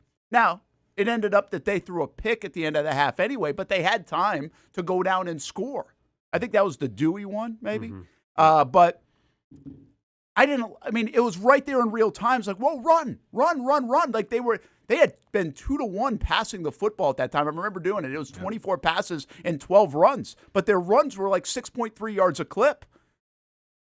I don't understand why they weren't running the football there. Now, I think they finished at 5.4 a clip. They would defend themselves a little bit by saying, well, the screen game, our runs and stuff. I get it. They were doing some of that. They were getting their guys still involved. But to me, that was a time where you were the better football team. You were the more physical football team. Showcase it. And then later in the game, you had the same type of situations. 3rd and 2 in the fourth quarter, right over midfield. You're thinking, okay, this could be a real interesting situation. Are the Jags going to go for it, up a field goal? I think it was 27-24 at that time. Are they going to go for it if they don't get it? Well, they throw to Brian Thomas Jr. like 25 yards down the field. This is the one where he kind of short arms the one near the out-of-bounds marker. And I'm like, why didn't you run the ball here? It's like 3rd and 2. You could actually run it twice and go for it. Mm-hmm. Like, why is that a 100% go analytics? Yeah. Why is it 100% go analytics on 4th and 5 from the 7 up a field goal late in the game, but it's not, hey, 100% go analytics on 4th and 2 at their 47 later in the game? Mm-hmm. Like, that's a weird one for me, and I guess the analytics would say it. I don't have them in front of me, but that doesn't seem right. So, and if he had run the ball a couple more times in the second half, I'm not sure they got time at the end of the game the way it all shakes out. You are in control of the football game. You've said you're going to be physical. You have passed to set up the run. That's okay to start the game and all that. You have done everything right. Give it to the 2 dudes that are running for 5.5, 6 a clip, and let your offensive line eat and push those guys back. Neutralize a guy like Hendrickson against the run. Right. I love the swagger of Coen.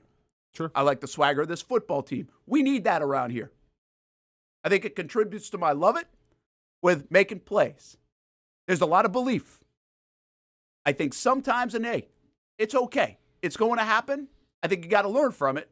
That sometimes you can get carried away with the swag. Yeah. Sometimes you can be like, okay, watch this. I think you got to know when to tone that back. And for 3 months in Doug Peterson's first season, I'll bring it up. We said, Doug, you're doing a great job, but you have got to help these guys across the finish line because they don't know how to win. And stop going for it on 4th and 1, 4th and 2, and kick a field goal to get more points on the board. I always bring it up because it was clear as day to me. The Raiders game here in Jacksonville in 2022, they actually did it. Yeah. He said, I'm going to kick a field goal. He had 2 4th down and shorts on their side of the field. He's like, I'm going to kick a field goal. The first one actually missed the field goal. The second one, they hit the field goal. I think they end up going up 6 points in that game, and they end up holding off Derek Carr and company to win the game. To me, that was Doug Peterson getting them across the finish line, pulling back on his bravado a little bit of going for it all the time and his aggressiveness. And I think Liam will have to do that at times. I think you've got to manage your own swagger and bravado. I love it, and so I'll take it because I can't say I love it and then kill you for having it. Mm-hmm. But I just think it's got to be managed a little bit more and be who you are. You said you're going to run the football, you're going to be physical. You had multiple times in that game to showcase that again. And honestly, Austin, at that time, they couldn't line up on occasion.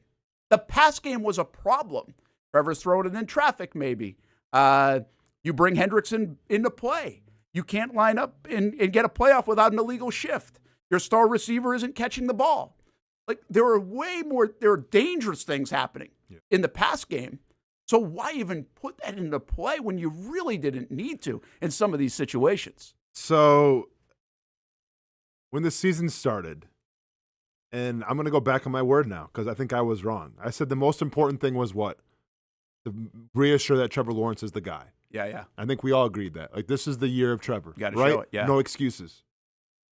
Through these 2 games, I think that's what Liam Coen and this team has been trying to do. We saw it in Carolina where you were up by a great large lead. You were comfortable. Instead of running out the clock with the football, what'd you do? You decided to go on Trevor's arm a little more. Maybe gave him a little confidence. Cincinnati, you're running the ball for 5 yards a clip. They can't stop it. Whether it's ETN, whether it's Tootin. What do you do to end the game? You go back to Trevor's arm. At some point, and I get it, we got to find out with Trevor and everything. We got to give him confidence, all this. But you know what? If you're 2-0 right now, I don't care about the bad throws from Trevor Lawrence. I'm not questioning any of it. I'm saying we're 2-0.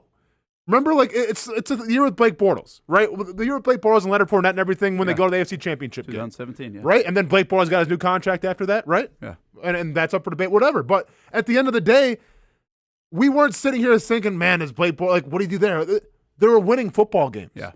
And yeah, your defense helped out a lot too. And like, it's a team conglomerate, it's an effort and everything. But like, they never had to rely on Blake Bortles to win them the game. I'm starting to wonder now, Brent, the way this team's designed, the way they're running the football, and it's two defenses that are kind of porous, right? So that's true. Talk to me when you play, against the Houston Texans, for instance. Then let's see what it looks like.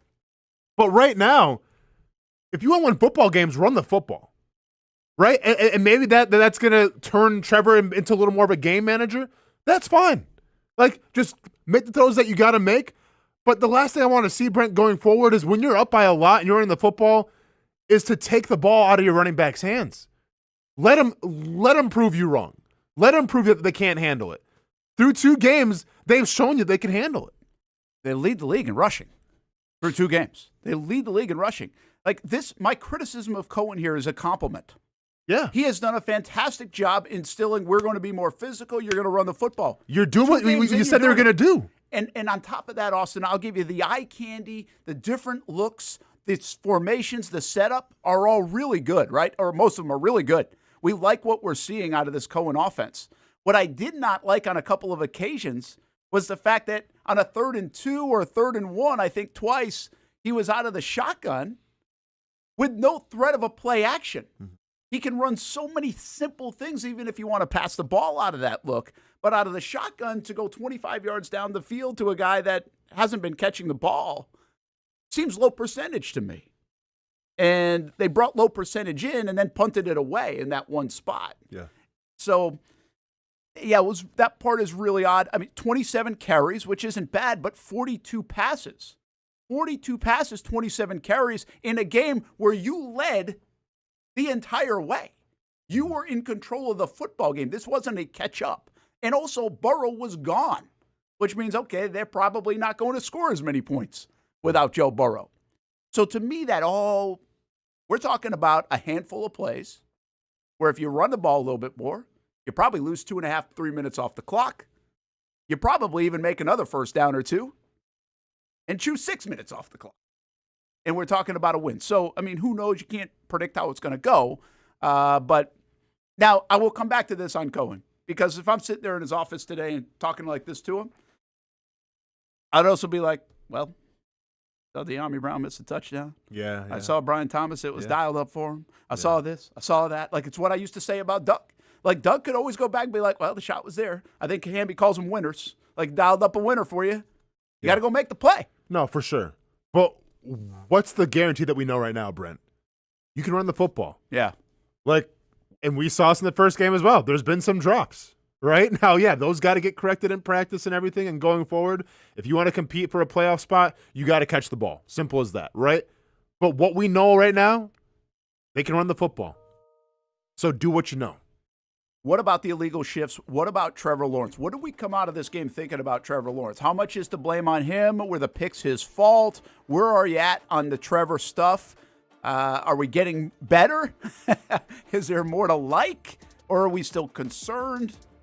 And he goes into a huge game this week, obviously, right? Huge game against a defense where he's just been okay against the Houston Texans. That's your Monday morning quarterback report, driven by your local Hyundai dealers. Usually get to it about this time each and every Monday after a Jags game. Trevor Lawrence talk right after this.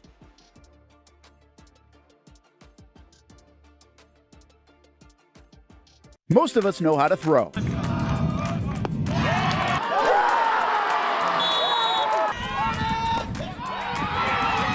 But you need to know what to throw. I'm not talking about footballs, baseballs, softballs. We're talking about those items you need to recycle. Republic Services explains it easy. Recycling simplified. 1. Know what to throw. When in doubt, throw it out. 2. Empty, clean, and dry those materials. It takes an extra minute, but it makes a big difference. And 3, don't bag it. This makes the recycling process faster and more efficient. This is a look at the Republic Services North Florida Recycling Center. You can make this process even more efficient. By utilizing those 3 steps, Republic Services can help you become a better recycler in your home. Learn more at recyclingsimplified.com. For the game day hustle and every day in between, juggling my show Jags Social to going under the Friday night lights and a social life, it's a daily tournament. But this ride, MVP status. The all-new 2024 Lincoln Nautilus isn't just my car, it's my personal locker room, office on the go, and VIP lounge on wheels. Let's talk tech. My profile remembers everything from customizing my dash display to setting the ambient lighting and my signature scent. And wireless charging, essential for live tweeting scores. Whether I'm packing for a beach day with friends or heading to the gym, there's space for every passion. After dominating all day, this becomes my recovery zone. The massage feature is like having a personal PT on call. Life's a non-stop game, but with this ride, I'm always on my A game. The 2024 Lincoln Nautilus. Drive your passion. If you don't see a pit, it ain't legit. When you hear that, you think Bono's Pit Barbecue, a staple in Northeast Florida now for 75 years. A place that feels like home with friendly service, a meeting place for friends, family, or business occasions. On the menu, the corn nuggets are a favorite in our house, but there's something for everyone. Sandwiches, platters, salads, sides, desserts, and family feasts. You see Bono's all over the place in Northeast Florida. You know, there are almost 20 locations in the Jacksonville area now, so stop on by, sit down, and dine in with Bono's. You can also take it to go. There are drive-thrus in many of the locations, and they have delivery options too. Just download the Bono's app to make things easy. I signed up for the loyalty program, and you can too, to get special offers. If Jacksonville is home, few things feel more Jacksonville than Bono's Pit Barbecue. Celebrate 75 years and many more to come. Bono's Pit Barbecue. If you don't see a pit, it ain't legit. People helping people. It's at the core of what Alive Credit Union is all about, and it's been that way for over 70 years. From the start in 1954 to today, the mission remains to inspire financial wellness and give you a financially fit lifestyle. Alive Credit Union and its employees are committed to not only serving their valued members, but also our community here in Northeast Florida. I had a chance to see that commitment firsthand as Alive partnered with our Action Sports Jacks 24/7 team to bring you Armada men's and women's soccer broadcasts. Inside the 18, it is a shot, and it's a goal! Chloe Chivers! And that connection to the community continues with Alive Credit Union's support of the Police Athletic League of Jacksonville. Alive Credit Union's commitment to our community also involves serving the financial needs of all first responders through the recent merger partnership with City and Police Federal Credit Union. Join the community and become a member of Alive Credit Union today. Find out the many ways you can be inspired in financial wellness at alivecu.coop.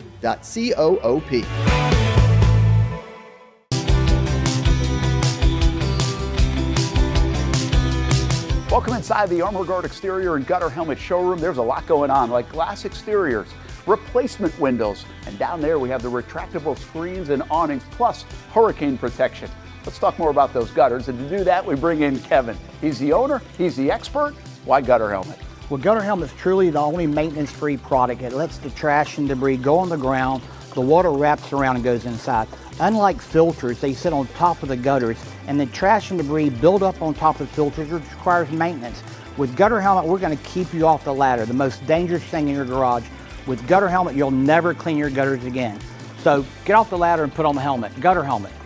Get a free estimate at gutterhelmetofnorthflorida.com. You can also call 904-762-7779 or visit the showroom on St. John's Bluff Road in Jacksonville. Welcome back to the Brent and Austen Show, streaming on the Action Sports Jacks 24/7 network. All right, that was a nice pick by Devin Lloyd, huh? I mean, what a nice moment for him. Getting those, hey, PFF, keep ranking them like you are. Madden ratings, justifying it, Brent. Thought he wasn't good in pass coverage, but here we are. And I thought that Dewey and that catch were just nice catches. Nice catch. Good instincts. Yeah, that was really nice to see. And here's my thing about, I said it and I'll say it again. That right there, with 5 minutes to go in the football game in the fourth quarter, deep in their own end, is a game-winning play when you're up by 3 points. That's a game-winning play. Like, the Jags have to win this football game because even though you messed up all these other things and you're only up by 3 points, because you know what? At the end of the day, that's the way the damn NFL works. We've seen it for years. How is this team even in this game? So then you got to go make one more play. And this defense made a play. And I know they end up giving it up later. But to me, I'm not absolving them from that. I'm just telling you, they made the play to win the game with 5 minutes to go. You now have the ball at the 20-yard line of the Bengals up by 3, where you're guaranteed 3 points, but really you punch it in. You got to be a good football team there and punch it in. Yep. You've got to find a way. And the Jags actually, which was crazy about that whole sequence, is they had one negative running play the whole game. And it happens on first down right there. Yeah. Then they get a ball where should De'Ami Brown still catch that ball? It's a little high, okay, but should he catch the ball? Who knows? And then they end up eventually getting to the fourth down drop, right, by Brian Thomas Jr. Just a thought real quick on that whole situation. Do you mind? A lot of people don't mind going for it on 4th and 5. I had a problem with it in real time, and I'll tell you why, but that doesn't mean you guys had a problem with it. What do you think? Well, I mean, set the scene. I've sworn in front of my son and dropped an F-bomb twice in my entire life. Oh, another one. The first time was when Blake Bortles threw his second pick six. I remember. Second time now was the play call to Brian. Well, the sequence of events from going for it and then the drop by Brian Thomas Jr. So it wasn't when you saw the offense come back on the field or stay on the field. It was once the ball went incomplete. So it was a combination because I'm like, I don't like this. Combination. So it was just a long, elongated F-bomb that lasted like 15 seconds. It was a long, drawn out. It was building. It was crescendoing, Hamby. To hit all the music nerds out there. It was crescendoing, and then the Brian Thomas Jr. was the final tipping point, and then what the bleep, right? And then Ronan was just like, "Yeah, I get it." Like he agreed with me. He's like, "That was crazy." I don't care what analytics say. Because once again, did the analytics say that Jake Browning was the backup quarterback? Did the analytics say that they were getting some great pressure with, sending maybe an extra blitzer of 5 people? What do the analytics say about that? I take that all into consideration. So if you're asking me what I would have done, I would have gone for the field goal. I really would have. And now maybe it would have mattered at the end of the day. Who knows? Hindsight being 20/20. But in that circumstance, right there, knowing what I know, knowing who I'm going against, what my opponent is, the game flow, the crowd, where I'm playing, taking all that into account, I would have kicked it. Hamby, you're going to be the young guy and say analytics are king, man. We go for it around here. Screw punting and field goal kicking. Yeah, look, I'm not the analytics guy. Y'all know that. I love taking the points, and I'm not going to say that as soon as the third down went incomplete that I was like, go for it. I was not that either. But I'm glad they went for it, and I wanted them to go for it for 2 reasons. It's about the efficiency of the offense, which is what I was talking about. That was my love it, right? Is that I think there's a lot of play calls that work for that situation, and I had a lot of confidence in that given moment that Liam Coen was going to be able to draw somebody up open. I had confidence that somebody was going to be open if we went for it. Well, you were right. Second of all, the Bengals were getting the football at the 40-yard line every freaking time. That's after fair. We kicked it off. That's fair. We watched it 3 times. So they get, if we're up 3, or if we're up, if we're up 3, what am I saying? No. If we're only up 3, then they can drive 93 yards. Right. We want them to take the football and have to go get more than 2 first downs. I mean, McPherson's pretty good, right? And with all of the success with Browning, I didn't have any confidence that we were just going to be able to get them 3 and out or 5 and out or anything like that. I thought they'd pick up a few, and so Yeah, I like going for it. You force them to go get 7. I understand, by the way, the reasoning behind it. Like, I get it. And it's not just analytics. The analytics, actually, that Daniel Griffiths put out were like a 6% win difference. If you kick the field goal, it's a 77.9% chance you win. If you go for it, it's an 83.8% chance to win. There's 6%. Okay, so this goes back to what you just said. Because I think there are variables in here that, again, analytics can't decide. Agreed. One being the fact that you are on the road. And if you don't get it, the emotional swing there is like, not really for you, like, oh, damn. But for the other side in that crowd, like, oh, crap, we got a chance. Yeah. Like, I got a backup quarterback that's got to get me a touchdown late. Different situation than I got a backup quarterback got to get me a field goal late, number one. But the fact that you got them to stop and everybody's in that situation for as long as we've talked and watched football, 4th and 5 from the 7-yard line, late in the game when you're up 3, everybody usually kicks. So the whole stadium, the whole world is like, okay, they're going to go up 6. And so you're a little stunned when they go for it. And then on top of it, the emotional roller coaster for both sides of not getting it. Lifts the other team, maybe deflates you a shade, probably not that much, but lifts the 70,000 in orange as well to be like, oh, wait a minute here. They just helped us out. They gave us an opening. So analytics doesn't factor that in. Here's where I don't like about it. And I'm a sunshine and rainbows guy, but I think of the negatives sometimes in football, and maybe that's playing scared. But I think, one, if you're a rookie head coach, you bring a lot of criticism to yourself by not kicking a field goal there and going with the analytics. I think you can save yourself, and I appreciate that he's not selfish in this situation, but I think you can save yourself by kicking a field goal because I think that's kind of the way it's been done, if you will. The other thing that you have to think about is if you kick the field goal there and they do go down and score because there's 3 minutes. There's plenty of time. They got all 3 timeouts. Sure. If they do go down and score because Jamar Chase gets loose for 65 yards. Now, all you need to do is go kick a field goal to win the game. With a pretty good kicker, I think. With a guy that can kick it from 70 yards. So if analytics didn't say that, right? Is that punched in the system on the analytics? No. You got a guy that can kick it 70 yards? Did analytics say the drive before that, Browning threw a horrible pass to Devin Lloyd for an interception, so maybe his confidence is down a little bit as well? Did the analytics say that? No, they did not. Yeah. So this is what I'm talking about with game flow. This is why I hate analytics sometimes because they don't take those things into account. Like, do you think Jake Browning was feeling really good about himself after that throw to Devin Lloyd? Probably not. Right? So confidence is an issue right now. Here's the thing. Guys, go to the late game situation. About 1:05 to go in the game. Jags start burning timeouts, rightfully so. They did a good job there. They had to preserve time. But they couldn't stop them, so they got another first down, and then they ran more clock because they didn't get in. If you're up by 6 points in that situation, you let them score. Yeah. And now you have a minute and 2 timeouts, 1 timeout to go get, you're going to get the ball around the 30, 35. You legitimately have to go get 20 yards to give your guy a chance. Now, is that realistic, 70 yards every time? No. But to give your guy a chance to win the football game, you literally have to get 20 yards in a minute with timeouts. Obviously, you can make it even better for him if you get more than that. I don't understand why that doesn't come into your mind. Like, that has got to be part of the chart. You've got a guy that can really kick, and you've got to fear what could happen. What could happen is exactly what happened. The Jaguars have now been walked off, essentially, by the Cincinnati Bengals the last 3 times they've played them. In 2021, 23, and now here in 25. I didn't like it. I didn't like it in real time.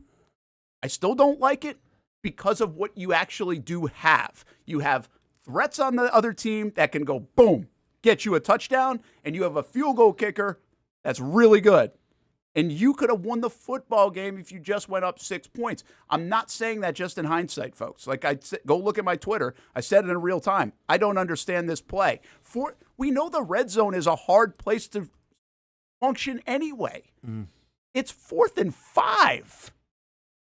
4th and 5, not 4th and 1 or 2. Didn't make sense. It could have worked. I understood the thinking. I don't think it made a lot of sense given all the variables other than a computer. Yeah.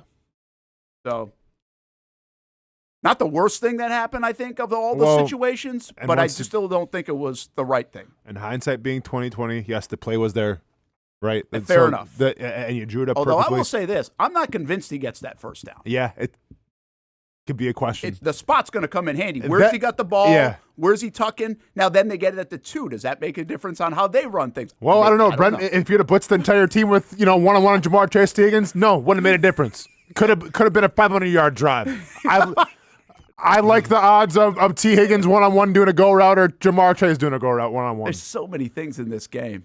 Just so many things. But you know what? At the end of the day, I don't know. Now look at me trying to be Brent Martineau, find like the silver lining and everything. And, I know what you're about to say. Trying to hit me with it. Finish my sentence. I think the Jazz are going to be better coming out of this game. There you go. Because they got to deal with a ton of stuff. I've been with you for too long.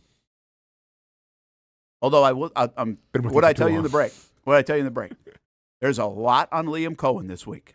There is. This is a big moment for Liam Coen. I'm not going to go get on my soapbox about how big I think this game is right now. We got plenty of time for that all week. Yeah. There is a lot on the plate of Liam Coen and this staff in that building and the leadership of this Jags organization in this week in particular, in my opinion. Yeah. Huge game. Brian Thomas Jr., all the stuff that we're talking about. Lot. And it's going to be interesting to see how they respond. Yeah. It's going to be really interesting to see how they respond. Because here's the one thing, Brent. We've never, so far through this Liam Coen tenure, when things haven't looked good a certain way in a game, preseason, regular season, they found a way to rebound off that. Yeah, they have. Right?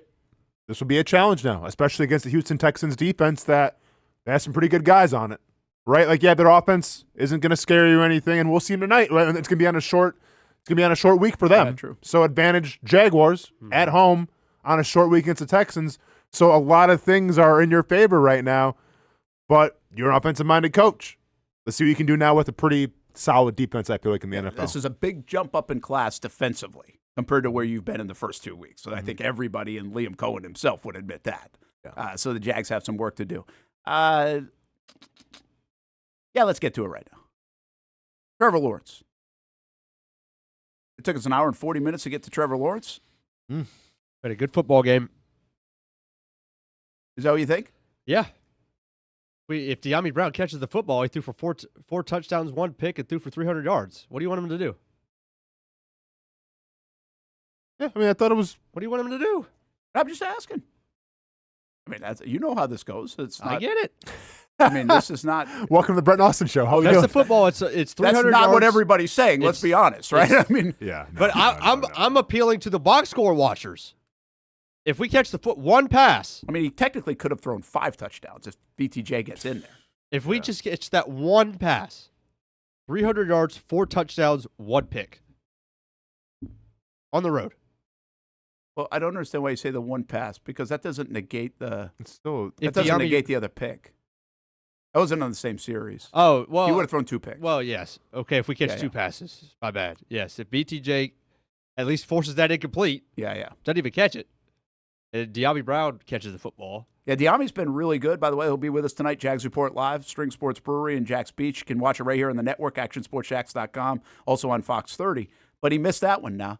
That's it. And he owned it after the game with us. But how about the one to Hunter in the end zone? Where he's getting rushed and he underthrew it? It's a bad play.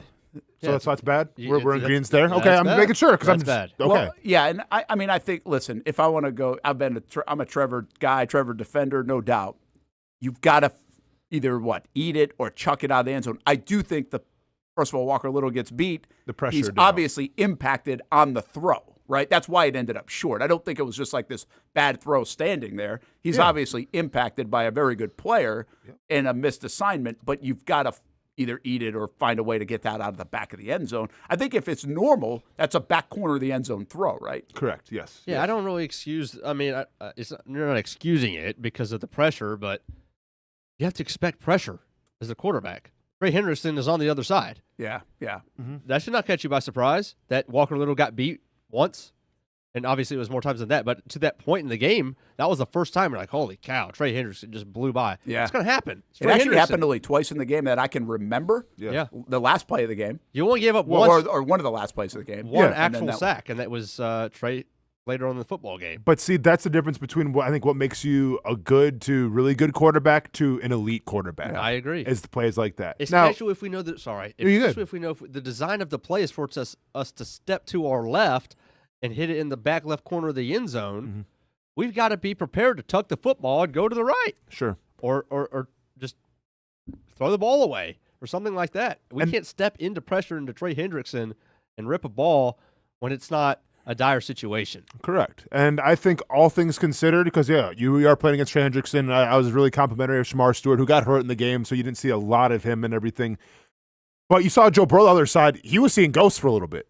Joe Burrow had zero pocket presence. He had zero confidence of stepping up. Like, there was a couple of times where he essentially went in the fetal position before he even got touched. Yeah. Right? So you see what the other side looks like when you're not feeling confident, when you're feeling a little gun-shy and everything, and Trevor didn't do that. There was one play I brought up just because it had to be addressed. It was an interception. It was a bad play, end zone. Can't have turnovers there. But you saw the other side of the coin, where it's like it could have been a lot worse because Burrow was feeling it. He was. And then the Jaguars doing a fantastic job once again. Didn't have to send the entire team, I feel like, sometimes, but they're doing a great job of getting home with pressure and making Joe Burrow feel very uncomfortable. To me, this has a little bit of a feel of what you're saying about Campanelli and swagger on defense, and I'm saying about Coen and swagger and confidence on defense. I think these are heightened moments in the red zone on a third down play where you have a chance on the road to go take a 2-score lead with still Joe Burrow in. You can't make that mistake. He's getting too confident in the offensive line. Like, these guys are doing such a good job. We're grooving that you've got to have in the back of your mind. I mean, I tweeted it before the play, and I wish I didn't. I was like, you've got to come away with points here. You take we had no idea how the game was going to play out at this time. They march down the field, they score, they take control of the game. They force a punt. They go get it again. They're going down the field again. You've got to get now, listen, you want 14, absolutely. You're up against Joe Burrow in this offense of Cincinnati. But you will take 10-0. You can't take that. It can't happen. And that was the thing. So, like, when it was 7-0 in the first quarter, I think it was like the end of the first quarter.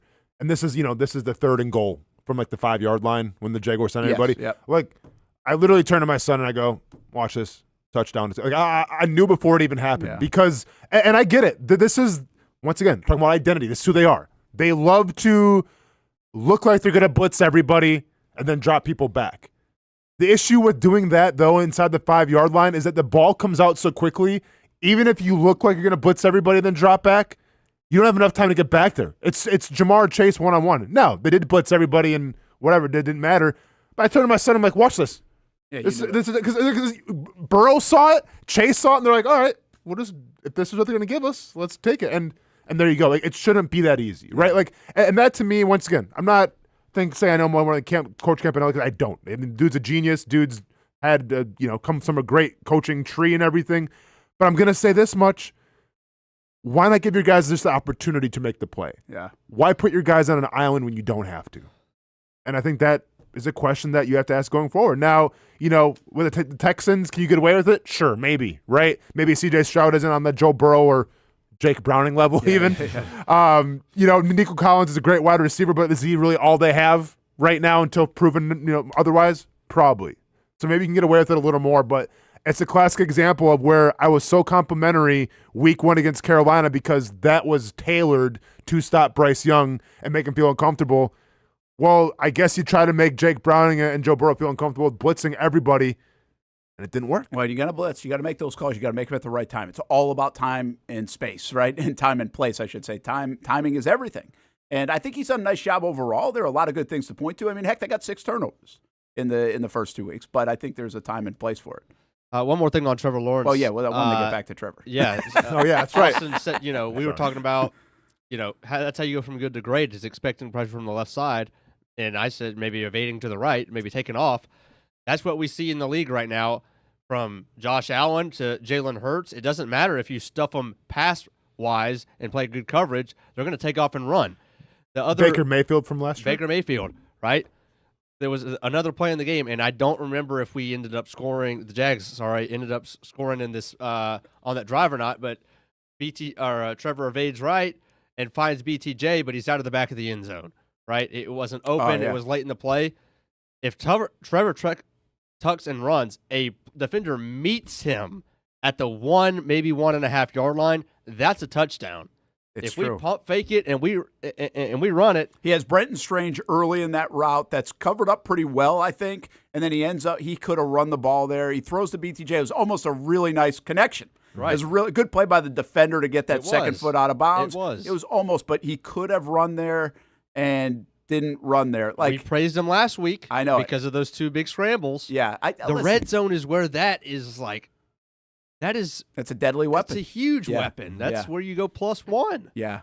But I will say this, Sammy. I think this goes back to there's a consciousness, to Austin's point, to get Brian Thomas involved. And when he sees number 7, he's going to take that option right now to try to get this thing going. Maybe like I'm just saying, I can appreciate that from a player and the quarterback trying to lead and say, hey, I want this. Same thing Coen did at the end of the game. I could run here, but I want to get this guy going. I mean, I don't know if he processes all that in real time. You got 300-pound men drop, but I get why that's a subconscious thought. But Brent, this has been the message of Liam Coen. We've seen this in training camp. There's a reason why I highlighted guys are high-fiving each other. We're trying to prop guys up, and I get it, right? Brian Thomas Jr. is low right now. What is Trevor Lawrence trying to do? What is Liam Coen trying to do? They're trying to raise him up. Yeah. They're trying to prop him up. And that offense right now is a little bit of a reflection of that, I feel like. Yeah, that's a good point. I think there's a lot of psychology going on here. And I think that's an effort to change the culture here in Jacksonville, quite frankly. Like, these are all, like, part of an infrastructure thing that has to be changed from perennial loser. And that's why I think, Austin and I had a moment a couple minutes ago where we're like, I know where you're going with this.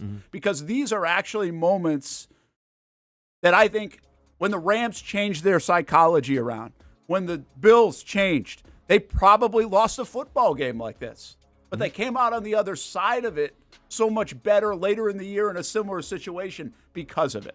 And I know that sounds really coachy, cliche, all the rest.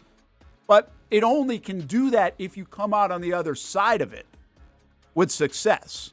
Because otherwise, it's a damn loss that you should have won and could cost you a trip to the playoffs later in the year, right? So, overall, I thought Trevor was not a problem. I thought Trevor made enough good plays, really good throws at times. I think he needs help on some of that offense now. You got to get lined up. And we have no idea, is that him or if it's the guys? But I'm going to give him the benefit of the doubt because he's been lining guys up for 4 years around here. You got to get in the right spots. These guys got to get on there. I think he's frustrated with some of his guys. And if you get so late in the clock, you're going to either have a penalty or he's not ready to go process everything because he's worried about that. That's going to be my defense today of Trevor, is that he's got to trust these other guys to do the right thing. And I don't think they're always doing the right thing. Maybe I should blame him more for it, but it's hard to tell. We'll be back. Brent and Austin Show, Action Sports Jax 24/7 Network. Quick thought on DJ Lagway, although we had Stadium Pulse for an hour. And what about the rest of the NFL? I stayed up till 2 o'clock in the morning to watch Crawford win, man. Yeah, I know. I was wrong, too. Dude, I thought for sure I was going to Canelo, too. I'm like, here we go. I loved it. Yeah. A little thought Stayed or up two till on that 1 as last well. night also to make sure JJ hit his over. Yes, I did. We'll be back. Choose your own adventure. It's not just a saying, but a way of life here at Cycles of Jacksonville. And whether it's 2 wheels or 4 wheels, at Cycles of Jacksonville, a great adventure awaits. With brands like Honda, Vespa, Segway, and Triumph, Cycles of Jacksonville has you covered with their inventory featuring a 60,000 square foot building. If 4 wheels is more your thing, check out the largest selection of Honda Talons in the entire county. No matter what you're looking for, Cycles of Jacksonville is going to have the selection you need, all with great financing and rebates. Plus, if you're active duty military, Cycles of Jacksonville will offer you 0% financing along with great discounts for military and first responders. And when you want to get off the road and set sail, Cycles of Jacksonville has you covered with everything you need to get on the water. So if you're ready for a great adventure, let Cycles of Jacksonville be your guide. Located off Atlantic Boulevard, or check out their website at cyclesofjacksonville.com. How do we make Mason's famous lobster rolls? It's simple. We get up before dawn, head into the open waters of Maine, haul in our traps by hand, and send only the best straight to our restaurants, where we add warm butter or chilled mayo with a squeeze of lemon and pile it on a toasted split-top roll. just like it's been done for nearly a century. That's the recipe for Mason's famous lobster rolls. Thanks for meeting me here. You okay? You're my only lawyer friend, and I need your professional opinion. Okay. You see that brand new Hyundai Tucson out there? Yeah. That's all I paid for it. Do you know what you want? Yeah. I think I do. Enjoy your new car. Thanks. Bye-bye. Deal so right, it almost feels wrong. The Hyundai Getaway Sales Event. Lease a Hyundai Tucson for $259 a month, or get 2.99% APR, or get $1,750 bonus cash. Hurry in.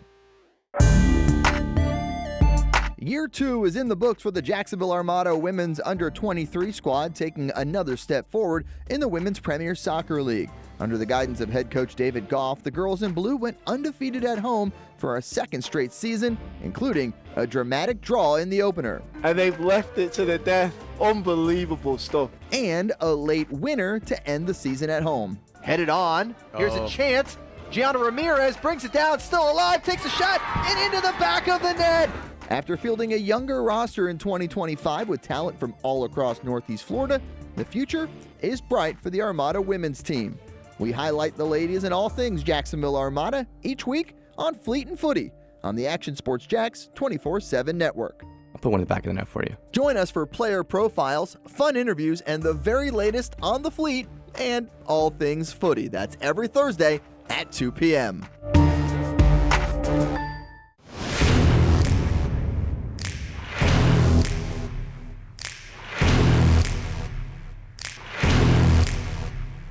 Grab some friends and go to a restaurant, or head out for a drink and some conversation. Watch your favorite team play on the big screen. Or how about play some games? You can do all of that in one night at Best Bet. Each location has a different vibe, its own personality, like here at the original Best Bet in Orange Park. When you walk through these doors, everybody knows your name. And here in St. Augustine, it's the newest location.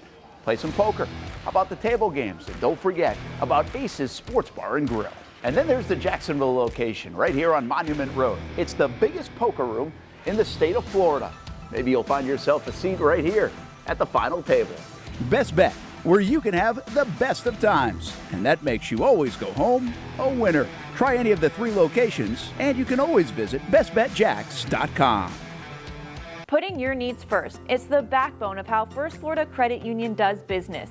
In all honesty, you might as well be speaking another language when it comes to finances. Sure, I'm good with my money, but what am I missing in the fine print? That's what led me to First Florida Credit Union. They're the perfect choice for anyone starting their financial journey because they keep finances easy. Plus, they offer financial education and resources I can trust. So I'm always growing more confident. And as a young adult, I am constantly adding more responsibilities to my plate. From a car payment to a mortgage, it all adds up. Luckily, First Florida Credit Union makes sure it adds up in all the right places and not the wrong ones by offering better rates and lower fees than traditional banks, even if you're still trying to grow your credit. Because as a member-owned institution, First Florida genuinely puts people's needs first rather than focusing on profit. So I know as my needs change, they'll be right there to help me reach my goals. Check out firstflorida.org to learn how you can benefit too. Welcome back to the Brent and Austen Show, streaming on the Action Sports Jacks 24/7 network. And they were singing. It's good.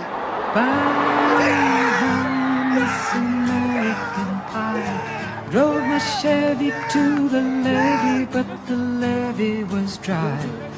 And then good old Oh, man. Go ahead, Hamby, take it. Oh, sweet, sweet, sweet victory. I almost feel bad. Almost. Emphasis on the word almost. Now, to be fair, laughed at all of us when we took Tennessee with the points. It was at Did you not? 3.5. No. I was like, dang, we Did you won. not? Yep. I might have had Georgia just to win straight up and some stuff, so I was like, okay, at least I got that. Oh, I had Georgia too. Oh, good, bro. Doubled down on the dogs, and then they almost blew it, man. I was like, geez. A little concerned from your defense, Hamby, and I'm saying your defense. Where are your big fellas, man? You're getting pushed around. Yeah. I don't feel how that's the takeaway, as much as it was our secondary got eaten on. What defense? Big guy. My bad. Yeah, our big guys played great, I thought. Heupel's going to be able to run the offense.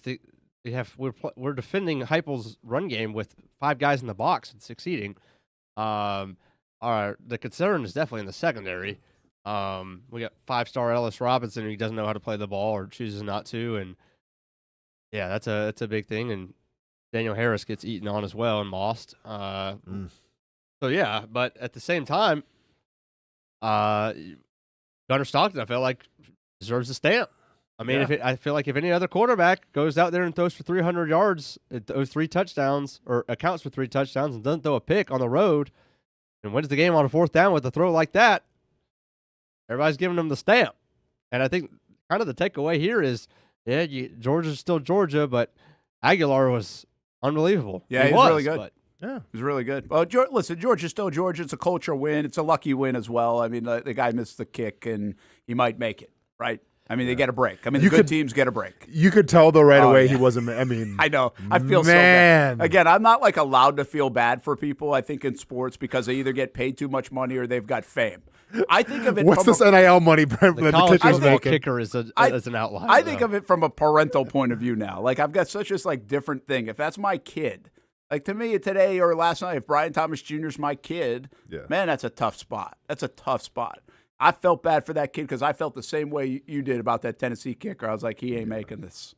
Yeah. This is too big of a moment. Like, this is too – and it is the big moment. You saw it, man. You saw it in his – like, you could just tell by the body – it's crazy. Like, but body language just says something sometimes. Yeah, I mean – dude, he was like, could have tried to give him $100,000. He would have missed it. Dude, he's like – I'm like, don't exhale like that, man. That ain't good. That ain't confidence. Yeah. Yikes. That's a great win for Georgia, though. Oh, man. And Tennessee, I did not see Tennessee Twitter, but I was eating dinner in Cincinnati with my nephew, and I was like, hey, if you want to see something funny after this, go look at Tennessee Twitter. I'm sure that it will make you laugh for a couple of hours. Dude, I was in the middle of a movie watching that game. Oh, really? Because we had to go to Demon Slayer. It's an anime. It's a premiere. By the way, IMAX theater was to the brim. Packed. Really? College football Saturday. Craziest experience I've ever seen in a movie. People were cheering and everything. And the best part, because me and Rones were pumped up about it. You know, we're Demon Slayer fans. I cosplayed with it. Oh, yeah. Say what? Hamby? Brent acting like a college football Saturday is going to impact this. Oh, yeah, Brent. These watch college football in your life. These don't go hand in hand at all. Yeah, I know. You and then we're with our roommate who's never seen it before, but we took him along because we're like, dude, it's going to be good. And he loved it, too. He loved it. But he was so confused with people standing up and clapping during the movie the whole time. But it's funny you say the college football stuff because 30 minutes into the movie, so it's right when Tennessee won. 30 minutes in the movie, guy comes in rocking a Florida Gators 3/4 zip, and he looks a little disheveled. Looks like he threw back a couple beers, and he's obviously kind of drunk. And he's just standing around. So I'm immediately I'm a little nervous because it's movie theater. You don't know what's going on, right? So this guy's kind of looking around in the aisle, and I'm just looking at him because I'm like, okay, what's going on with this dude here? And then all of a sudden, some people behind us go, hey, over here. I'm like, okay, so he's looking for his friends. Fine. So he sits down. There's talking. I get it. It's an exciting Demon Slayer motion picture. Maybe people are excited. The dude, probably an hour and 20 into the movie, then proceeds to sneeze/puke. Ooh. And he's right behind me. Oh. So I feel something hit my neck, and I hear a. So I'm like, I didn't look around, Brent. I'm analyzing, thinking about it. Great movie, by the way. So I'm thinking about that because, Brent, it's crazy right now what's happening. Doma's getting ready to go after the butterfly high Shira. Oh, dude. Oh, and then I got to worry about something touched the back of my neck, right? So I'm analyzing, and then I hear a buddy go, clean it up. I go, yeah, that's puke. So now I have puke. And by the way, my son's next to me, too. So my son didn't get any of it, but my son's kind of confused now as well. What's going on? So, got to give the little stand up, turn around, and I go, you bleeping serious right now? Because that's all I could say. I'm like, what do you say to when someone coughs and spits and pukes on your back and I can feel it in my hair? I go, are you bleeping serious right now? And just, dude, like a parent. You know what I'm saying? It wasn't emotional. It wasn't yelling. It was Philly Karen. Looking him right in the eyes. And I go, are you bleeping serious right now? And he's like, I'm sorry, man, I'm sorry. And his friend's like, dude, clean up. And then he just walked out of the theater. And I go, good. And I turned back around, man. But you were able to sit in your seat? The seat was fine. It was just like, it was the back of the seat where my hair was kind of over it. That's what got But I was not impressed. And believe me when I dude. That's a tough moment. I'm a pretty chill individual, I would consider myself. I'm a pretty laid-back individual. That's a lot to take. Very empathetic. Was not happy in that moment. And then for the Florida Gators got beat anyway, so good on him, Go Tigers, Sorry, Paul Dozier, but hey, that Florida Gator fan had it coming. 5 picks for DJ Lagway. You talk about a guy. Again, I watched it. We saw Brian Thomas on Sunday. On Saturday, I watched a guy that is kind of shook. Yep. With Lagway. This is a guy that played with a bunch of confidence last year. He made a bunch of plays. That's not there right now. They've got to have the same kind of conversation. You got to figure stuff out. Like this is you can blame Billy Napier all you want. Maybe some of that's the development of the young man, whatever else. They've got to figure it out. I don't know what it is in Gainesville. And Billy Napier continues to be the story, but Gator fans are taking their eye off the ball here a little bit too. Because we said it last week. There's something deeper going on too, because at least Lagway can kind of save things. He gives you hope, him coming back. I don't think he's a bad player, by the way. I think he's a young player who probably hasn't practiced enough and right now is not in development stage. He's hit a rocky spot. That's where I think he is. I'm not saying he's a terrible quarterback. I don't think he's going to be done, but you've got to fix it. So that's kind of the hope of the program, no matter who's coaching the program, if you can even keep him and all that stuff. But I don't like seeing a young man look that way at the quarterback position because we've seen it before. We've known it. And then we saw it again yesterday, obviously from a wide receiver for the Jacksonville Jaguars too, where you just don't look right. It's uncomfortable for me as a fan, or maybe it's Dad Brent, that's just uncomfortable to watch a player look like that. And whether it's whatever the case may be, you know what I'll take away from this season, and I'm going to apply this now going forward, whoever they tell me the top quarterbacks are this year in terms of college football and the preseason rankings and everything and all the draft boards and Mel Kiper and everything, nope. Gonna need to see quarterbacks play at least 4 or 5 games in their college careers before I can judge them whether they're a good quarterback or not. I don't pay attention to the political spectrum. Okay, I just don't. I don't. There's no energy to the political spectrum for me. But some things like in society, whether it's political, whether it's something financially happening, whether it's something social with social media, there's something where you can just kind of say like, we know we're living this. And this is like the way life is right now, and we're just kind of but it's not going to be great down the road the way everything shakes out. It's just not going to, this is not leading to a good thing 10 years, 20 years, whatever down the road. You can take your political whatever, you can take your financial whatever on that topic, you can take your social media. Like for years and years, we've been, okay, this is going down a not so great path that's going to screw us up in some areas. And it's true. Yep. Right? It's true. But we're kind of like stuck in it. Oh, there's no going back. Like we're no going back. This is the quarterback situation in college football. They are paying the quarterback so much money. They have not earned that money. They just think they're good. These are like bad business decisions by businessmen who have a ton of money, have made a living really good. And we're just like, it's okay. Like, it's okay. Just keep paying them. But they're all overrated. Like, there's nobody really that good at the quarterback position. You said Gunnar Stockton, great game. Nutsmeyer, we think's good. What the hell was that throw the other day? DJ Lagway, we think he's going to be good. Where's that? Nico out there in UCLA, he's done. He's like a JV football player. Without a coach. There are some Hey, Carson Beck's doing a nice job. The Notre Dame kid, I think, is doing a nice job. I'm not telling you all quarterbacks are terrible. I'm telling you that we are overhyping quarterbacks to a point that is untenable in college football. With the hype train that already exists, haven't even mentioned social Arch. Media, and Arch, Nico, and UCLA, and also the money that's being paid. All we're doing is adding that to their plate and weight of the everything else that we've already put on these young people, and it's not sustainable. It's not. You can't live up to it, and this is my little bit of problem with DJ Lagway. Like he's he shouldn't. I don't know what he's making. Arch Manning, he's making like $6.8 million. You can't look like that, Arch. No. Like, we're not allowed to look like that because of the fame and the dollars and everything else. That's what the money says, Brent. We say it all the time, man. If you're making whatever, $8.6 million, you better be the next best thing since Andrew Luck or Trevor Lawrence in college. It's really unhealthy. I sound like my freaking mom, but it's so unhealthy because here's the thing. What we're doing, we're going to get moms and dads that are so locked in at 12 years old, and we already are, that boom, boom, boom, we're going to be the next guy because we're going to go get paid $5 million, even if we don't make it to the pros. And then you're going to have some real psychological issues with these guys that can't handle all this. Like, that's what I fear. I fear the guys that can't handle all the pressure of this at 18, 19, 20 years old because it's so much.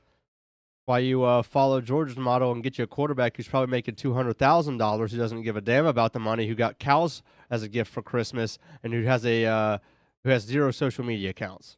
Oh, is that really a fact? Gunnar Stockton?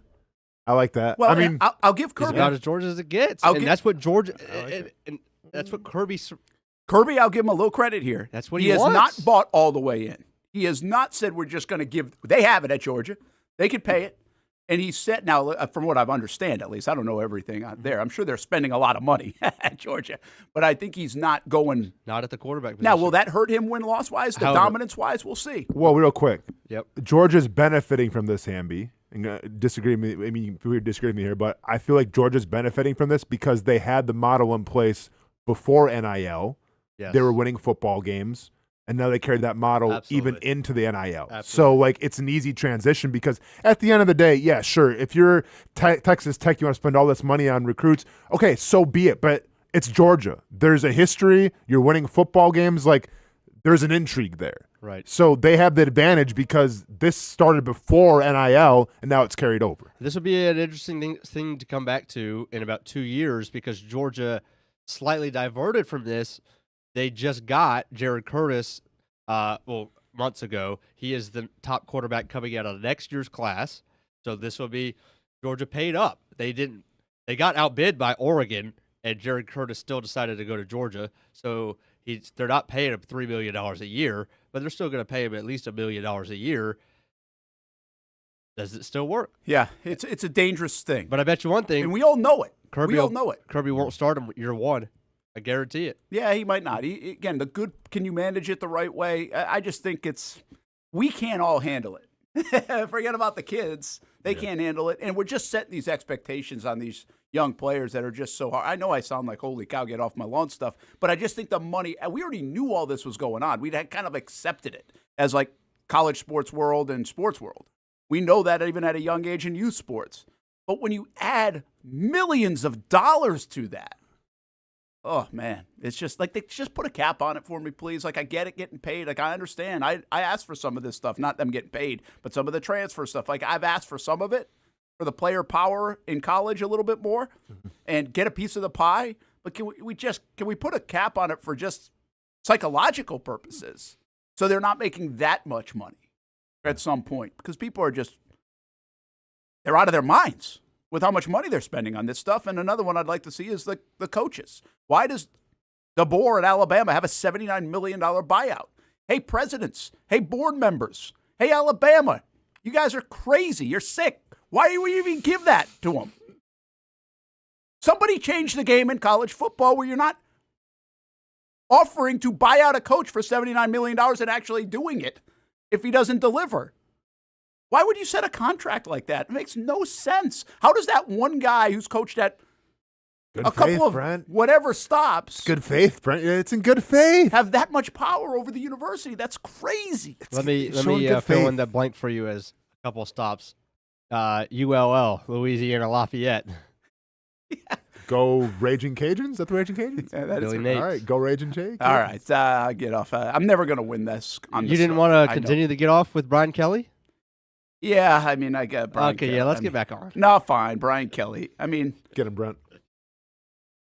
Now, I already roasted him this morning, so this is your turn. I'll say this about Brian Kelly. I think there's a time and place for the right questions. That young man who I didn't ask a bad question. I'm not sure it has to be the lead question of the news conference. I think there is you have to feel out a news conference. If you, and I'm not telling you I'm like the king at this. I'm just saying I've done it. And so is a balance. If you go back and listen to the Brian Thomas Jr., like I knew going into that was going to be a really difficult news question and answer. But I kind of helped us get to the point where I could ask him about going over the middle. Yeah. It wasn't like, hey, why did you go over the middle? Sure. That's probably not the best way to start the interview if you're going to actually have a conversation and get something especially out of after a win. Well, it's like they just won. They just won. Hey, your offense sucks. What's up with that, though? Yeah, have a little feel for it. Yeah. You know? But also, Ryan Kelly. But then the kid. There and scold a guy and all this stuff. And it's like, that's my point. I tweeted out the other night. I was like, hey, man, you're under the microscope. You're making $12 million a year coaching college football. It comes with the territory, dude. But he was already pissed off at the sideline reporter multiple times for asking about the offense. Yeah. He wants a freaking raise and a bonus for punting 5 times in the game because they couldn't move the ball. Four of the picks were. He has one long run. He's like, well, we did run the ball at the end of the game. It's like, come on, man. Stop defending all this stuff. Just answer the question. Hate the question. Answer the question. Move on. You've been doing this for 30 years. Especially, and Brian Kelly, you want, I don't know, man. What happens if he lost? Would he choke the dude? I know. What kind of reaction are you getting then? I tell you what, though, the kid's taking his 5 minutes, though, isn't he? Oh, you see it on Twitter? Oh, my gosh, he put it Oh, you see it on Twitter? Yeah. What was it? Kid. Brian Kelly didn't like my question. Maybe he just didn't like it being asked first out of the gate. I get it, but I needed to ask it. Oh, yeah, dude. He put capitalize that Hamby money. Welcome to our world, right? Get that Hamby money, man. Oh, it's addicting and a Hamby. You're all on board now. Hey, but at least he plastered it with their logo of the TV station, Hamby. Hey. What do you want me to do? Hamby, we got NFL dudes stealing your stuff. Did you see that? Got a gray beard. Y'all calling him a kid. Hamby, you see that? The Ari, whatever that dude's name is? I saw it. We ready to go to war or what? You pissed off about it? I'd be mad. Dude literally went on your video. Oh, he was mad. I had to call him off. Oh, let him go. He's a rabid Wolverine right now. Let him loose. He touched back at Ari for it. Did you see it? I didn't. No. Oh, yeah. He's like, hey, Ari, if you're going to take our video, why don't you give us credit? Oh, dang it. See, this is going to be a book. I bookmarked this. I was going to share on the show. I didn't say that. Liv did. He piled on. You started it. You I went did. after Ari. Yeah. Hamby. I said, hey, thanks for taking on Ari. Our video, Ari, ! More Jags content. Follow Action Sports Jags. Is Ari a friend of the show? No. Okay, good. Then here we go. Hamby, this dude literally typed, was this the Brian Thomas Jr. thing or the Liam Coen thing? This was Coen. I think this was Coen, yeah. So dude literally typed in Liam Coen in the search history. Your video pops up. Why? Because you're on fire right now. Right? You're the MJ flu game. You're on fire. People are talking. No, I'm trying to help you out, man. People are talking about you. No, you're getting the notoriety. You're getting the views. Hamby, you're getting the views. You're getting the likes. The stuff that everybody has access to is getting. But here we go. Instead of giving you the help and just retweeting you, what did he do? Went out of his way.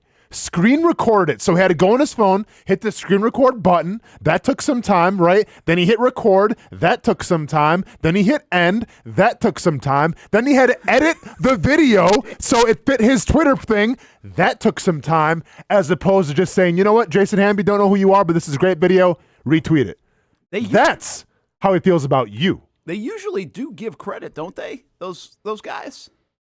I mean, he actually downsized the video. What was all that about? I'm getting here bitching and moaning about our own people not putting the logo on. He didn't even have to downsize the video. It didn't have any logos on it. Because he screen recorded off Twitter and then had to edit it out from Hamby. Instead of just literally hitting the retweet button for Hamby, he went in it, recorded it. Like I said, took an extra maybe 10 minutes, and then he had to resize it again. That's how he feels about you, Hamby. I won't let that slide. That's just me, though, huh, Brent? That's just how I would have. I would have went after him. Hamby, it's on you, man. All right, for now on, it's Hamby versus Ari. Hamby, I mean, hey. Yeah, what a winning battle. Hey, I'll tell you what, Hamby. If you want to make it in this business, you got to have a backbone. You know what I'm saying? I literally told him last night on the plane, I'm like, dude, you don't need to battle Ari on this. You want me to battle him for you? I don't need anybody. I'll get back in there. You know, I kind of give him Twitter here, but what did you ask me that I knew you were like going? You were going to war. You asked something for something. What did you say to me? Hold on.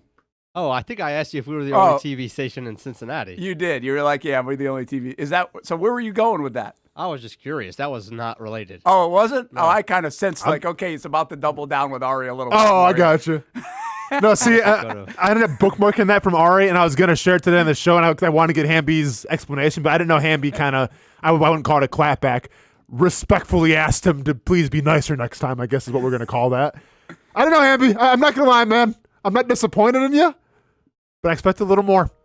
I was just hoping that people would see the comment and click on Action Sports. No, he had good intentions. Do you know how Twitter works? He had good intentions. You're hoping people see the comment? I was hoping my video with Liv was going to get 1 million views today. It didn't. Why? Because the algorithm just didn't agree with it today, and that's fine. Sometimes you hit the algorithm, sometimes you don't. You, Hamby, last night were in the algorithm. Hamby was in the algorithm. You were the algorithm. He pushes out Brian Thomas Jr., 30-second clip. Smart guy, not the whole thing. 30-second clip. 666,000 right now. Come on, Brent. He pushes out the fourth down call and Liam Coen not liking it on the pass interference. 64,000. Come on. He pushes out Liam Coen on Brian Thomas Jr., See, here's the thing. He's playing it cool right now. He's celebrating this. Oh, no, dude. He loves it. It's addiction. I get it. It's an addiction. 1.1 million. Hitting the refresh button every 10 seconds. 1.1 million. Hitting the refresh button. Oh, yeah. Screenshotting the refresh button. Oh, yeah. Sarah wouldn't give a damn. He pushes out the 4th and 5. And Liam saying it's all about analytics. 658,000. Yep. Hard to stay humble, ain't it, Hamby? I mean, it's hard to be humble. I get it, Hamby. I've been there. How many Action Sports Shacks logos on those videos?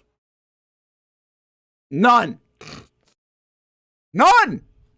What's up with that, Hamby? 2.5 million views plus from yesterday. We got to do a better job here at Action Sports Shacks. But Hamby, I like the way you were going with it. He got in the algorithm. He was the algorithm. Now Ari comes in and goes, okay, cool, I'll take that. Thanks. Yeah. Oh, wait, let's check out Ari. With no repercussions. So much, it'll be hard to. With no repercussions. That's not the America I live in, Hamby. His got 2.5 mil. Did it really? Yeah. So his thing got 2.5 million. That he literally just stole. Went out. And here's the best part. He just had to retweet Hamby and it would have been fine. He went out of his way to steal it, to come across as the national guy. And we're just going to let it happen. It's amazing.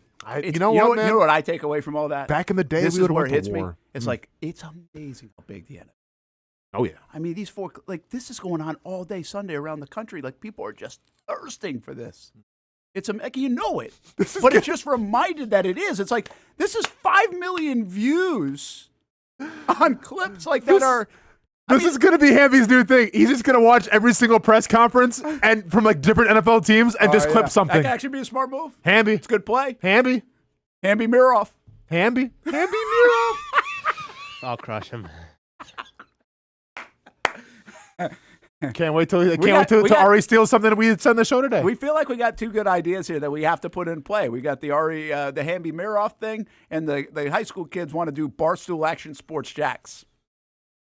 Wait, say that one more time? Barstool Action Sports Jacks. Apparently, there's Barstool, high school accounts, and they kind of take jabs at everybody from that account, and they all have it. And now it's not run by Barstool, but it's kind of like under the umbrella of that kind of Well, we know Casey's ears just perked up. Wait, so it's Barstool for high school. Yeah, but it's like kids at school run it. Like, Barstool's not running it. They basically have. They just call it. They Barstool Nice, Barstool Creekside, yeah. Barstool whatever. I guess that's is that a good connotation? Okay, I didn't know that either. I know colleges have it, like Barstool, Murray, Kentucky. You know, I get. So you guys have it. Well, like Murray State has universities have it. Is it a good idea to have high schools be associated with Barstool? Yeah, I don't really think it. I don't think it's sanctioned by the high school, so they can't control it. No, I'll say it again though. But is it a good idea to put Barstool with a high school, Brent? Okay, probably not. Look at me being all conservative now. Like, I don't know if that sounds good. Probably not. Read your most recent text. What do we got? Casey said, "I'm about to be on Ari's ass. Don't worry, Hamby." Hey, what's Ari's last name, real quick? Miroff. How do you spell it? Meirov. Okay, I just got to see the I got to see the way in here, what we're talking about in terms of height and reach and everything against Hamby. Barstool Action Sports Jacks might play, right? We just make fun of everybody in town with it. Oh, no, that's cool. I'm not mad at that. I don't want to do the high school, like. No. Okay. But, I mean, we can throw barbs at the other stations and people, and yeah, that's kind of what you do with it. Yeah, that's cool. I'm cool with that. A little spicy. Casey would love to run that account. Oh, yes. He might do that one for free. Ari Mirov's height and weight's not popping up, Hamby, but I can show you a couple things. I think so? I think I'm all set. Yep. Yeah, okay. I'm not too concerned. I think that part, if it gets physical, is probably okay. Okay. Well, it'd be fun to watch. I'm just trying to plan ahead, Brent, just for the worst case scenarios. Like, who knows? Maybe Hamby loses the bet segment, and that's gonna be on the board. You got to go fight Ari. We don't know. Good time for our Republic Services, recycled headlines, recyclingsimplified.com. Obviously, the big story: the Jags lose. A lot of fallout from this one, right? There's a reason why Hamby's Twitter went crazy. Yeah. Some of the sound bites, the Trevor and Liam stuff, which we don't think is a big deal, but the nation took it and ran with it, of course, because it's a moment. Brian Thomas Jr., we think, is the biggest story right now, and I think many people locally would agree. There's some in-game stuff that, hey, good and bad. Turnovers good, running game good. Situationally, Jags got to come up with a big winning play. So it's pretty easy on the headline front on a Monday here in Jacksonville. Jags go to 1-1. And, a quick thought, the Bengals should be 0-2 and are 2-0. Mm-hmm. Like, they really should be 0-2. They've got lucky, but they also have unlucky now because Joe Burrow's out for 3 months. There's another headline for you. The crazy thing is Indianapolis is 2-0, but I'm not that surprised. Indianapolis has a very soft schedule to start relative to the Jags in Houston, and I predicted that the Indianapolis Colts would be in first place by week 7 of the season because of that schedule. Now, it gets more difficult after. But Daniel Jones playing pretty good football for them. They have not punted in the first 2 football games, and they did play a Denver Broncos defense on Sunday. This wasn't Miami. Yeah. We probably don't have is Casey come in today or not? He's not in. Okay, because then we could talk about this a little bit here, because I was going to send this to Hamby as well. I just kind of got lost in the day, and obviously it's a very big Jaguars episode, as it should be. You know the whole story with the Colts and Irsay's daughter taking over and what she's doing with that team? I saw it. Was that real? Because I saw she's on the headset. Yeah, she's right next to Will Mallory, dude, who was Providence, Jacksonville alumni. She's in the weight room watching them lift. She's in meetings. She's listening to play calls, and she's taking notes the entire time. Like, she's around everything. And she's on the field during the game. I saw that. Crazy. I don't know if I hate it. I think it's holding people accountable, right? It's making people maybe a little nervous. Like, let's be honest. I think our show would be different if we had the higher-ups in here the whole time trying to watch us. Absolutely. Right? Now we're not talking about fighting people in the national sports media, right? Well, thankfully, they're just a few hundred steps away watching. But. Yeah, or maybe not even watching at all. Maybe we just have pre-run. Who knows? But, like, I think there is a difference, though, when your boss is always watching you. Yeah. When the person writing the checks is watching you. And I'm not sure. I'm not saying that's the reason why the Colts are 2-0 right now. Yes, Hamby, my man. This right here. This is her every single game. Shouts to Will. So that's Will Mallory? Yeah. How about that? From Providence Stallion, son of former Jags special teams coordinator. Now, I'm not sure what she's writing because it looks like she just drew a circle. Watch the circle. She just crossed it out. She's crossing out play calls. Well, may cross out play calls. We don't know. But she was like, I didn't like that. Okay, wait, maybe we won't go there. Yeah. But I'm going to say this much. I don't, I'm not saying every owner needs to do this because I think every owner's different. I think she's a football fan. She grew up in the family. Obviously, she watched her dad and everything. It's 3 sisters, by the way. Brent, I'm all on this story. Pretty wild. This is going to be a Disney story one day. You realize that, right? Would sell it, right? Naturally. This is going to be a Netflix story. It's going to be like, I don't know, it's going to be Jennifer Lawrence and going through like Jessica Alba and Sydney Sweeney because she's hot right now. Not saying aesthetically, she's good looking, but I'm saying hot career-wise. What did she look at here? She's like, Daniel Jones paying, Anthony Richardson is making how much? you know what she's saying right there? She's like, wait, Chris Ballard went through that many quarterbacks and Daniel Jones is the one saving his ass? But so this is, maybe we see more of this where owners getting a little more because see, this isn't like Jerry Jones where look at me. Yeah. I think it's more of just like she's spending a lot of money, her dad's money or whoever the family's money on this team. She wants to make sure it's going to the right spot. Well, I think it's in this organization for them, they've had a success, but they've also had a lot of players and it hasn't materialized. I think right now is a time for accountability. and probably looking in and seeing everything and trying to figure out what it is. And so I think there are times where you're like, okay, let everybody do their job and get out of the way. Yeah. And then there are other times for accountability. I really do believe that's what Tony Baselli's role is. I know he's not the owner, and I know he's not the owner like relative like this situation. Yep. But I think Tony Baselli is there in many respects to take an accountability check. Sure. From anybody cooking meals in the building to people calling plays in the building and how that's all working together. He is less visible than that. Well, and I was just going to ask you that. Should he be more visible? I think he's pretty visible. I think he's all around. I'm not at every single practice, so I don't know. Yeah, I think he's very visible. Okay. Yeah, I just don't think he wants to always be in front of the camera and the microphone this time of year. Let Liam do his thing. Sure. But, yeah, very visible. In fact, yesterday was kind of strange because they didn't have a booth. Usually they'll put the other brass in a suite or a booth. Mm-hmm. Well, they don't have room there in Cincinnati, or they sell. I don't know exactly the reasoning. So they had him in the press box, and Tony and James Gladstone were like, yeah, we're not going to go in the press box. So they watched from the field. Mm-hmm. They actually watched the whole game yesterday from the field, which is pretty unusual for that group to do that. So I thought that was pretty interesting, and maybe they saw a different angle of things. Mm-hmm. But they're also – this is not a pick-me-apart time for those guys either. No, I think this is an accountability time in Indianapolis. All right, we've let Ballard do this thing for how long? We've let Steichen for a few years. We got to get this thing figured out. Why isn't it working? Or what are they doing well? It doesn't always have to be a negative thing. No, for sure. And right now they're 2-0. I mean, so far so good against a pretty good Broncos team. I felt like a lot of people like the Broncos, and they found a way to win. It's crazy that they find a way to win that game and the Jags find a way to lose. That's what's got to change. That's what's got to change. The Cincinnati Bengals should not be 2-0, and they found ways to win. It wouldn't happen 10, 15 years ago in Cincinnati, but it's happening now. The Bills find ways to win games like that now. They didn't used to. Jags got to start figuring out ways to win these games when they have it right in front of them. And the Indianapolis Colts found a way to steal a win. They, quite frankly, I don't think deserved that win from everything I could follow and tell, but they stole a win, and it's pretty crazy that they haven't punted under Daniel Jones. Mm-hmm. They're getting a really good play out of Daniel Jones.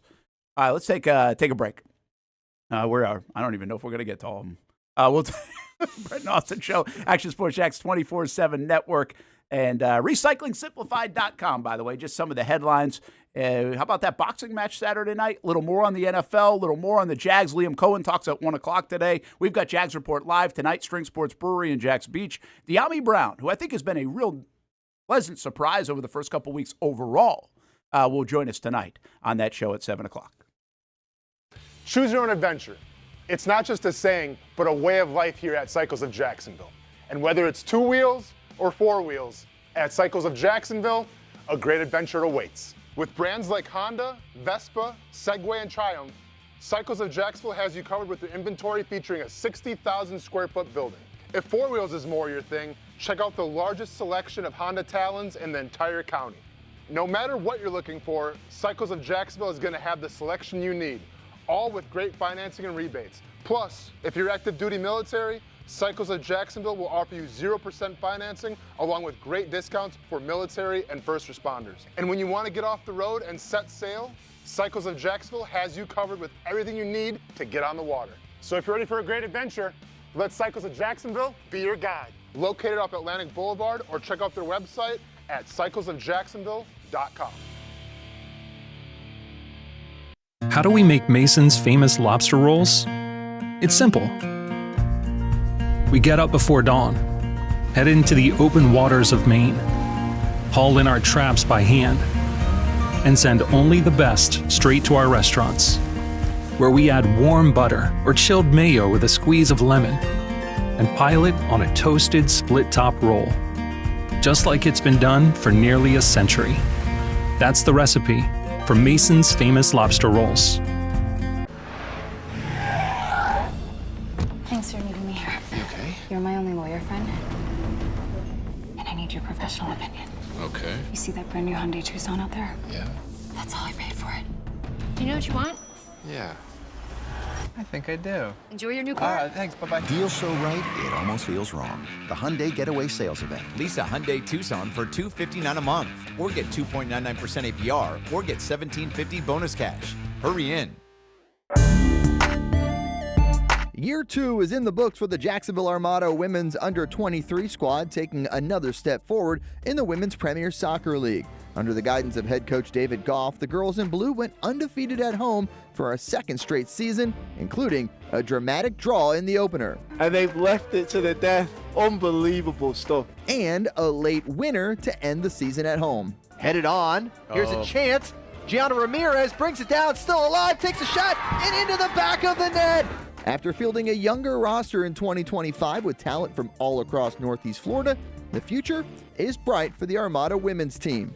We highlight the ladies and all things Jacksonville Armada each week on Fleet and Footy on the Action Sports Jacks 24/7 network.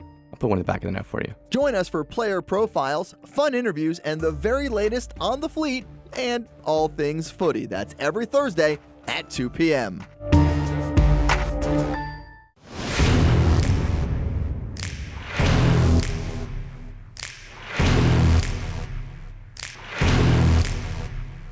Grab some friends and go to a restaurant or head out for a drink and some conversation. Watch your favorite team play on the big screen.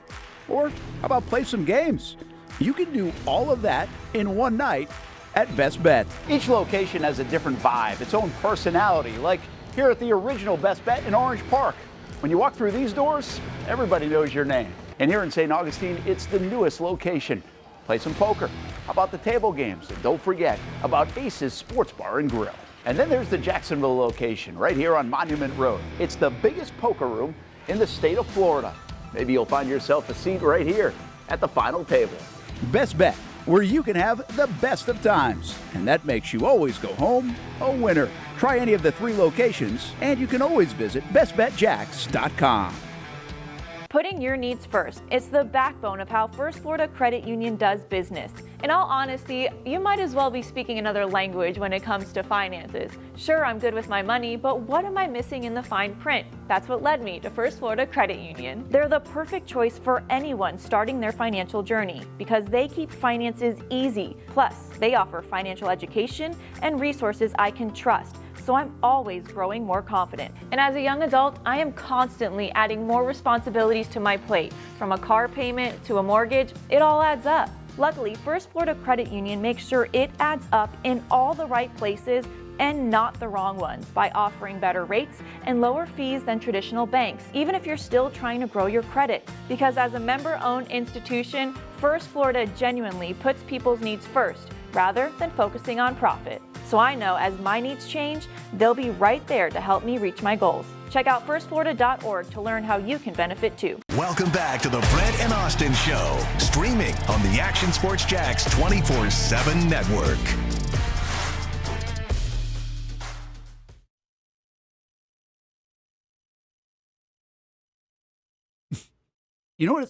I'm getting old. I'm waiting to see. Yeah, what's up, man? I'm getting really old. Because in my mind, I'm like, I love the dramatic pause that happened here. You think that was Devin Lloyd? For a second, I'm like, that's what it was. This isn't adding up to me. I'm seeing offensive guys in number 33. Gotcha. And I know he was in the end zone because he had got the pick. Okay, that's fair. All this is going through my mind. No. And I'm like, wait, what is going on here? So I just froze. Okay. Because I'm like, I think it's Brent's turn to bring it back in. What are we doing here? And maybe I thought you were just letting it breathe for dramatic effect. You froze. That means I need to go find another picture. I totally froze. And we need to go back to this as soon as possible so you can get it right. That's right. I did. I totally froze. But, hey, I know we're not allowed to say anything good. There's a lot of good stuff coming out of the game. Yeah. Right? And I actually think, I will say this about everybody in town. Now, I know social media can be like a cesspool for the negativity. I get it. I know people are pissed off because you lose the game. That just happens. But I do also think there's a sense of folks around here that are like, hey, I saw some good stuff. I'm seeing some good stuff. The Jags, what did I say that I love? The playmakers that are making plays. Well, you don't have to like everything that happened yesterday, but you got to love what's going on with the running back room, that they lead the NFL in rushing. And Travis Etienne he's 22, and he might be even better looking than 22 right now in 2 games. The burst, some of the change of direction, some of the decisiveness, what he's giving you, and then this kid's good. Like everybody keeps saying he's good in Tootin, but the way he finished runs, obviously the move on the screenplay, he can do it all.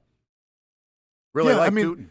Listen, like, there's nothing bad to say about anybody in that running back room. Yeah, been good. And yeah, you're right. Because like, Allen, how are those ribs doing for Hendrickson today? That's what I'm saying. So, like, what do we even, I mean, pick your poison. You want ETN? Dependable. Tootin? Explosive. Dependable. LaQuinn Allen? Don't want to see him in a dark alley. Transickson's getting a little extra ice today. You know what I'm saying? Like, there's nothing bad to say about it. That's nice. And once again, and it's refreshing because it's one of the very first things that Liam Coen said of turning things around. Going to be a hard, tough, physical football team who can run the football. Well, he hasn't lied about that yet. No, he hasn't. I think it's been really refreshing to see that, and I think it's sustainable. Doesn't it look sustainable? I don't know if they're going to lead the league in rushing, but I do think it's sustainable the way they're operating in the run game. And he's gotten this group in this offensive line, all the coaches, not just Liam, they've gotten this group to really look like they're a lot better up front. I mean, it's pretty impressive. And next week's going to be a big task on that against the AFC South champs. But and there's a lot to like in that way, especially on the running back room. They lead the league with 169 yards, I think 5.4 a carry or something like that, running the football. And so much, it's good and going well when you've got people like me, live action, saying, please run the ball more. We want to see people throw it. Yeah. We like the passing game. We get tired by the run. When you're sitting there watching a football game with the Jags and you're like, please run the ball more, that's when it's pretty good. Yeah. Yeah. How many times have we had that, conversation the past couple of years? I'm going to tell you, but from a critical standpoint, and I know they got everybody. They had 7 touches, different players in the first, 2 drives. They were getting everybody involved. But do they need to get Brent Strange involved more? Because I felt like ever since the first drive, really, of the season, where he had 3 catches, I feel like he's been pretty quiet, and it seems like there's more out there for him if they either scheme it that way or whatever else. Yeah, I think it does come down to scheming it that way, because to me, Brenton Strange feels like Trevor Lawrence's security blanket. The issue is I feel like in yesterday's game, Trevor Lawrence didn't really need a lot of security because, he wasn't, he got sacked, twice? Or just once? Once. Okay, he got sacked once, right? And as far as pressure is concerned, against some pretty good pass rushers from Cincinnati, I felt like he didn't really feel that uncomfortable, right? So when you feel like that, well, then you want to try to make plays. You want to try to extend plays and everything, and you don't need your security blanket. Now, that's not to say that Liam Coen can't draw up different plays for Brenton Strange, because I think he is a viable threat as well, not only in the run game, but also the pass game. So I agree with you, maybe get him going a little more. I thought it was going to be a good Brenton Strange day. Yeah, I kind of thought it was going to be as well. Let's see, anything else? I just want to make sure we hit on just about everything.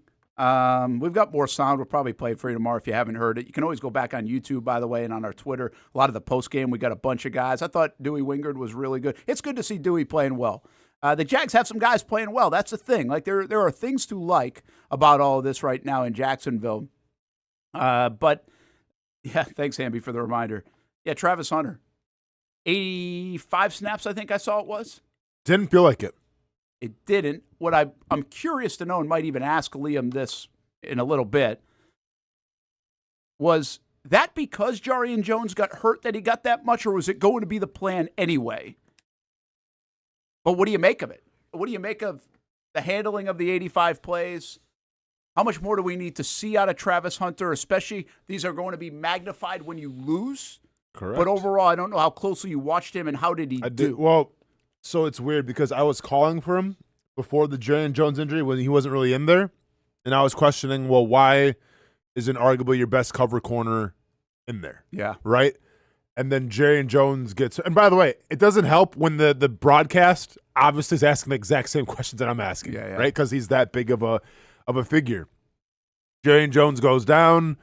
They highlight it right away. Oh, Travis Hunter entered the game, and I got put at ease a little more. I think – see, people were saying he didn't show up at all and is this a waste of a first-round pick and everything. Well, let's look at it from both sides of the football. From the defensive side of the football. If we're not talking about him, is that necessarily the worst thing? No, it is not. Nope. Do you remember when Darrelle Revis was doing his thing or Rich Shimmer was doing his thing? Do we talk about them every single? We talked about them because they're they're great players, but we weren't talking about them making plays all the time. Why? Because the quarterback wasn't looking their way. Yeah. Right now, don't get me wrong. There was some plays that Travis Hunter can clean up, right? I mean, if you want to call the pass interference a pass interference, which I won't, but if you want to look at that film and say, maybe turn your head around a little more to make sure the refs know, like, hey, there's nothing you can do right now to call this penalty, well, then maybe clean that up a little bit. In fairness to him, right? he said the same. He said just can't let the officials even have to decide it. Yeah. Although I think that was just being a stand-up athlete. Yeah. Then an offense, was this but like tip, or was that the officials are getting paid after that play? I thought he said it got tipped. Okay. I hope. Sorry, I'm not trying to put that on hope. Travis Hunter, but I actually got asked that question. Yeah. Is that what he was referencing? Yeah. I think he was doing the tip thing. And too, then but it was kind of funny and ironic. No, it wasn't bad. Considering everybody thinks the league's fixed. That's true. When you lose. Yeah. And then on offense, yeah, I did kind of question a little why they weren't getting him the ball more. I understand he had the drop on like the tip deflection. And I think in terms of like that long span of like the straight up penalties every single time for the motion or whatever, like he may have been at fault for some of that. I think we'll get more clarification either today or tomorrow with that from coaches. Yeah. But I would have liked to see him catch that tip ball late in the half. Would have led to a field goal. Had it. Yeah. Yeah, but I think on offense you can make an argument and say how come he wasn't getting the ball more. Yeah, so I guess that's it, right? I mean, how picky can you get? The offense is moving. You make plays. It's not like they scored 26 points and they scored 27 points, and it looked good for the most part outside of some mistakes, right? I think we can all agree that. So it's hard to come in here and be like, why aren't they getting the ball more? They should be doing more with them. Like, they didn't need to do more than they've done on offense with Travis Hunter right now. I think he'll make plays for it. He's going to have to make plays to live up to the hype and everything else. Yeah. But my point is, I don't think he's needed to win games. Like, that's not why they lost the football game, that he didn't touch it 3 more times or he didn't run this route or whatever else. I mean, the guys that are getting the ball need to make the plays so you win the game. But I do think eventually we're going to be like, what more can they do with him to get into some explosive stuff? Because we've really seen it boxed in. I mean, I had a bigger vision, if I'm being honest, than Travis Hunter having 6.3 yards a catch or whatever it is. Don't you? Yeah, no, absolutely. Come on now. I mean, and it's funny because I'm looking at the box score right now, Brent. Tell me how you feel about this. You have Brenton Strange, 3 receptions. Travis Hunter, 3 receptions. Dwamie Brown, 5 receptions. Parker Washington, 5 receptions. ETN, 2 receptions. Tootin, 2 receptions. Brian Thomas Jr., 4 receptions. So they're spreading the ball around a lot. They really are. That's okay, and I don't think we're mad at that. Is the goal going forward, though, like, do you have to find that 1A, that 1B? Or are we just going to be, like, I guess what I'm asking you, is the headline's going to be this entire season and almost going to be like a fantasy football player's nightmare? Yeah. Where it's like, we're not going to key in on anybody. We're just like, one day, one guy's going to have a great game, the next guy, another guy, you know?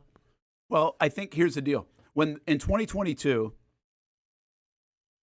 Doug Peterson, they spread it around and they won. When he went to the Super Bowl in 2017, they didn't have a 1,000-yard receiver. True. So, like, in that offense, they proved it's okay. I don't think you need this 1,700-yard guy. So I think all of this is okay as long as you win the football games and executing. I can't complain about their game plan. I'm a little surprised Dwamie Brown, who's our guest tonight on Jags Report Live, has been as involved as he's been, but I don't hate it. I think it's been pretty good outside of the drop in the end zone. So I like the things they are doing. And honestly, Austin, I think it's like, well, if Brian Thomas Jr. would play like Brian Thomas Jr., that's still your alpha guy. Yeah. But I think what we're going to have to start asking ourselves a little bit is, 1, does Parker Washington need to play more? And who's he playing in place of? And 2, does Hunter have to step up and be your alpha guy while Brian Thomas Jr. finds his way? Well, let me ask you this then. Set aside from ETN and Tootin, who have been nothing but reliable, is Parker Washington the most reliable thing right now in this offense? I would probably say Brenton Strange is next. Sure, yeah, that's fair. But I understand the context of the question. I think he's reliable enough to earn more opportunities. How about I'll put it that way? Okay. I think he's one of the most reliable guys on offense. I will tell you this. I don't think Travis has been unreliable in the past game. I just think, can you get him more dynamically involved rather than a 7-yard play or a bubble screen? Now, I do think some of the fault of the penalties and the lining up has been his fault. So that makes you a little unreliable in that sense. Yeah. But, I mean, quite frankly, the way I view it, the unreliable guy right now is Brian Thomas Jr. Well, obviously, yeah. And everybody else, I'm fine. They had a drop here or a drop there, but I think they're fine. No, I hear you. I just think, like, because Washington had some really nice catches. Oh, he's you terrific. know? So it's but what like, happens when you elevate him to the guy that you need to make catches? Well, is that going to stay that way? Well, and maybe not, Brent, but, like, how about you find out? Yeah, maybe. Right? Like, if right now, wide receiver catching touchdown passes, I'm not just saying Brian Thomas Jr., because Dwamie Brown had a drop too as well. Yep. So if there's an issue right now in terms of productivity, in terms of catching the football, in terms of being dependable, and the one guy right now who is the most dependable is essentially your fourth wide receiver, is it time to start having a conversation of, well, this guy's been nothing but trustworthy. Let's see what he can do in a bigger role. I think and maybe it is. There's a mental gymnastics play right now in that building, is my guess, and in the mind of Liam Coen. Like, hey, I'm trying like hell to get these guys involved, right? Get everybody involved early. Get Brian Thomas Jr. back on track. I think that's admirable. I understand why he's trying to do that. I understand why Trevor's trying to do that. Well, the league is a 17-game season. You could try like hell to do that all you want, but you got to go with what's going to win you football games. And so when do you make that shift to be like, all right, we tried and we'll continue to try in the flow of a game, but we've got to rely, to your point, on these guys right now in a big spot. And quite frankly, I think they relied on Brian in a big spot too much for the state he's in right now of his play. Yeah. To me, that's this really sounds weird, but it kind of goes back to, why are you throwing a ball to Dearness Johnson against Philadelphia last year on a gotta-have-it kind of play, or those kind of plays, when you have ETN and other people that have done it before in these kind of roles? Yeah. And that sounds goofy, right? Brian Thomas Jr. has done it. He's the guy you want to be involved. But right now, he's not the most reliable guy. And so to go to him on 4th and 5 with the game essentially on the line, I get the idea. I think you nailed it, quite frankly, of why.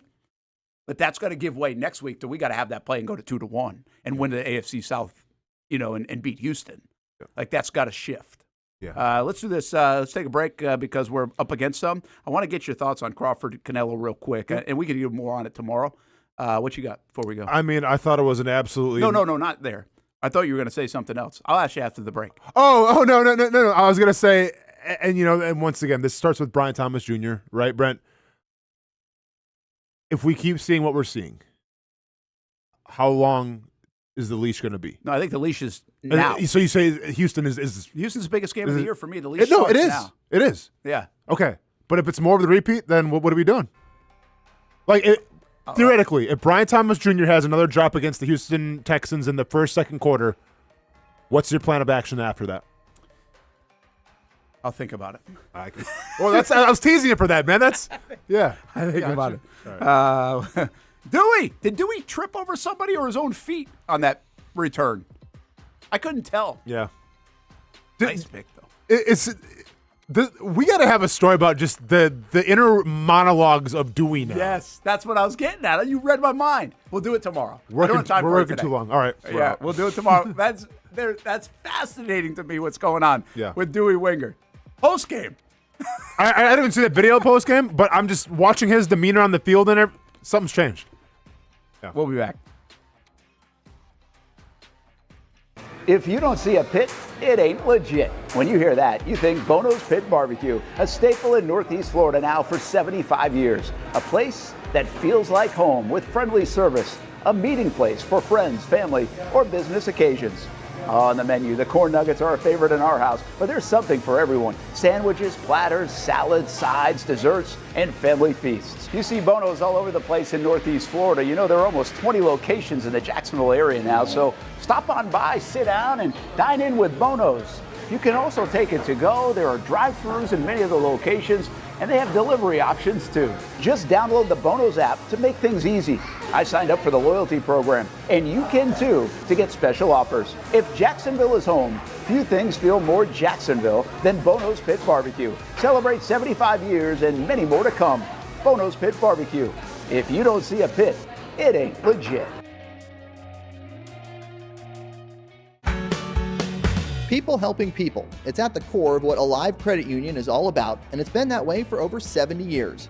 From the start in 1954 to today, The mission remains to inspire financial wellness and give you a financially fit lifestyle. Alive Credit Union and its employees are committed to not only serving their valued members, but also our community here in Northeast Florida. I had a chance to see that commitment firsthand as Alive partnered with our Action Sports Jacks 24/7 team to bring you Armada men's and women's soccer broadcasts. Inside the 18, it is a shot, and it's a goal!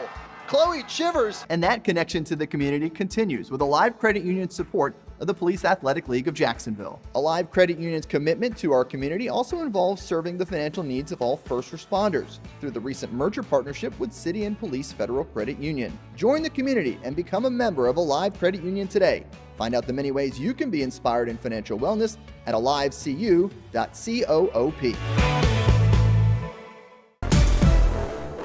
CGC Water Treatment and Plumbing is taking their 75-plus years of expertise and expanding to CGC Home Services. Water treatment and plumbing is still a big part of what they do, and now they can do even more for you. Home services like kitchen and bathroom remodeling, showers, sinks, faucets, toilet repair, backflow testing, and the list keeps going. Find all they can do at cgchomeservices.com or give them a call, 904-298-7052.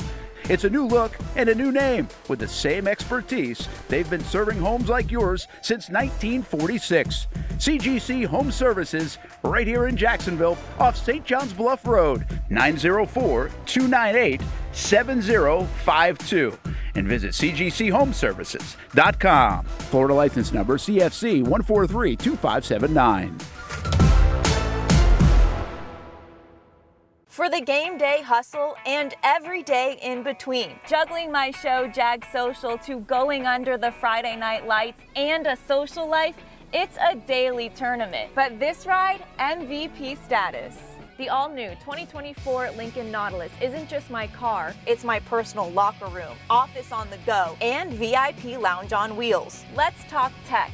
My profile remembers everything from customizing my dash display to setting the ambient lighting and my signature scent. And wireless charging, essential for live tweeting scores. Whether I'm packing for a beach day with friends or heading to the gym, there's space for every passion. After dominating all day, this becomes my recovery zone. The massage feature is like having a personal PT on call. Life's a non-stop game, but with this ride, I'm always on my A game.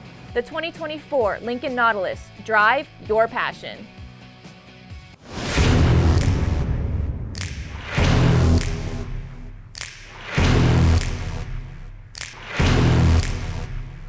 Grab some friends and go to a restaurant or head out for a drink and some conversation. Watch your favorite team play on the big screen.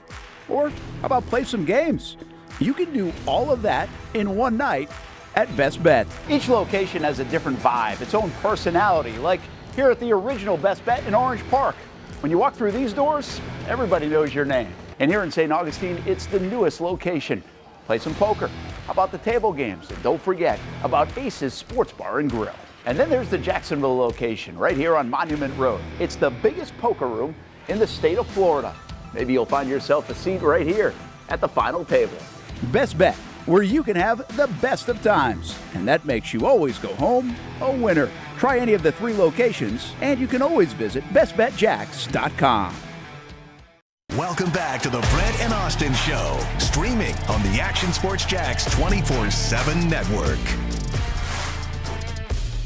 We're going to talk about this fight here coming up. Look at all those belts. Yeah. This was a fight to watch. We only got a couple minutes to go. And then he ended up giving him back, by the way. You see that? I saw that. Is that common? That's pretty. That's not common. No, not at all. There's a cool fight. I'm not a big boxing guy, so I'm not going to pretend to be. But I thought that whole night was kind of neat in its own right. Couple of things real quick. Action Sports Jack Stream 18 Golf Tournament a week from today, presented by Access Golf and Cadillac. We appreciate everybody else for supporting as well our endeavor to raise charitable dollars in the area. And Mobile City and Metro Foundation Solutions, Best Bet, Florida Georgia Windows and Doors. Appreciate all their support, and many others like Dome Hats and Baker Sports. And then we've got a bunch of different folks coming out to be a part of it. From a food standpoint, Jumpin' Jack's House of Food, Metro Diner, Hurricanes, Whataburger, Donato's Pizza, Willie Jules, Smoothie King, Fogo de Chao, Front Porch Kettle Corn as well, and Budweiser drink sponsor in this event coming up next Monday. The Action Sports Jax Stream 18 Golf Tournament. You can read more about it at actionsportsjaxstream18.com. Again, presented by Cadillac and Access Golf. We've got some fun silent auction items. I'll tell you about those throughout the week as well. You got me onto this boxing match. Canelo and Crawford. And Netflix did too, by the way. No way I'm watching this other. I know, because I don't do this, whatever streaming thing you guys all do. So Brent's not going to jail. It was great. I stayed up till 2 a.m. Probably shouldn't have. But it was great. And it was a really good fight. It was a good boxing match. So I had to watch the next morning because went a little too rich for my blood, went a little too late. Didn't start till 1 o'clock. I made it till 12:15. I'm like, man, they're still doing the music. I'm good. I'll see it tomorrow morning. So yeah, obviously I watched it, and listen, give Terrence Crawford all the glory and all the props in the world, because this guy was the B-side. We broke it down on Friday how much money he was making compared to Canelo. Crazy. And to go up in 2 weight classes, your first fight at that weight class, and take on one of the hardest hitters, one of the best boxers in all boxing, is nothing short of, commendable from Terrence Crawford, and put on an absolute clinic in that ring. I mean, in terms of, and people don't understand this, it's only 10 pounds, right? Not a big deal. It's just 10 pounds of muscle. I was saying that as a casual. I was like, all right, can we stop making this such a big deal? I can't even tell the difference between the two. Yeah. But it is a big deal, Brent. It's everything. And the fact that he was able to maneuver around the ring, use his footwork, and literally, I talked to you this during the break, smile the entire time when one of the hardest punchers in all of boxing is trying to stalk you down and chase you down and corner you against the ropes, and your response is being in the Matrix and smiling. Terrence Crawford's that dude, man. And I'm not trying to over embellish it. I'm not, because I was wrong. I thought Crawford was going to win in the eyes of the fans, but I thought they would give it to Canelo. Shout out to boxing for doing the right thing and give it to Crawford because he clearly won. But he may be, and I get Floyd's up there, I get Tyson Fury had his run. To be that age and Terrence Crawford, to take that big of a risk and to look like that might be the greatest boxer in the past 20, 30 years that we've seen. It was a really good moment for boxing. Yes. Because of the Netflix stuff, the stage, it was a good match. Both men, by the way, one with, obviously they got attitude and swagger, but I mean, how do you not come away with that loving Canelo if you're just a sports fan? Yeah. I didn't know as much about him as you, but the way he handled the loss, what he said in the loss, the exchanges, I think it was a really good night for boxing, and I think that's what they hoped, because they knew there would be more people like me who not going to buy fights and pay that much attention, but because it was on Netflix, it worked. Yeah. What a show. I mean, it's like a Super Bowl show. Yeah. And I knew that. I mean, I've watched plenty of big boxing matches. I mean, they had the bands out, the mariachi bands. Crawford had to sit in the ring for 30 minutes before he could fight after he was introduced. Which is not an easy thing, too, because keep in mind, you're warming up backstage. You have a good lather going on. And Jack Doyle used to always say that. Jack Doyle used to say, it's going to lather. But, yeah, you have a good lather going on. And then you go to the ring, AC, in that stadium just chilling for 30 minutes. Wow. Waiting for your opponent to walk out. I hope this, if anything comes this set aside from Brent probably making a couple extra bucks betting on Terrence Crawford, but if anything comes of this, I hope we can appreciate now as a country what we have in Terrence Crawford. Because I don't want this to come across the wrong way. If Terrence Crawford was from England, if he was from Mexico, he would have been making $100 million every single fight. That's right. But he's from and they'd be throwing a parade today for him. But he's from the U.S., and he's from Nebraska. Yeah. Right? So that kind of goes by the wayside a little bit. U.S., you guys got the best boxer in the world. Yeah. Start embracing him, and hopefully he starts getting paid like it, I think it should be more mainstream because of that as well. That was good stuff. Maybe we'll talk a little more about it tomorrow. A lot to get to tomorrow left over on the show. Jags Report live, by the way, tonight, coming up at String Sports Brewery in Jacks Beach, 7 o'clock. You can watch it right here on the network. Also, don't forget, Armor Guard Exteriors, got our helmet at NorthFlorida.com. 25% off. I want to borrow money from me after my week. Brent! 25% off. Okay. Helmet at NorthFlorida.com. Oh, yeah. Look at that. That looks good. Congrats. Thank you. Hamby, did you hit? Hit 20? Hit 20? Okay. All right. Yeah, We got to get out of here. We'll see you tomorrow.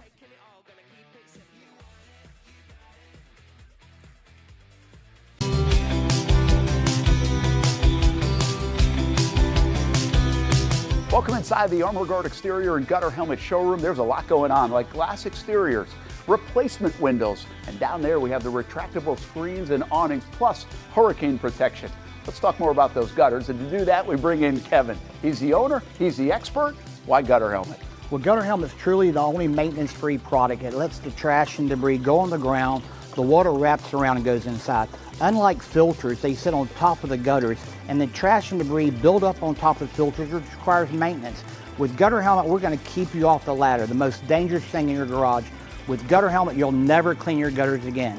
So get off the ladder and put on the helmet. Gutter Helmet. Get a free estimate at gutterhelmetofnorthflorida.com. You can also call 904-762-7779 or visit the showroom on St. John's Bluff Road in Jacksonville.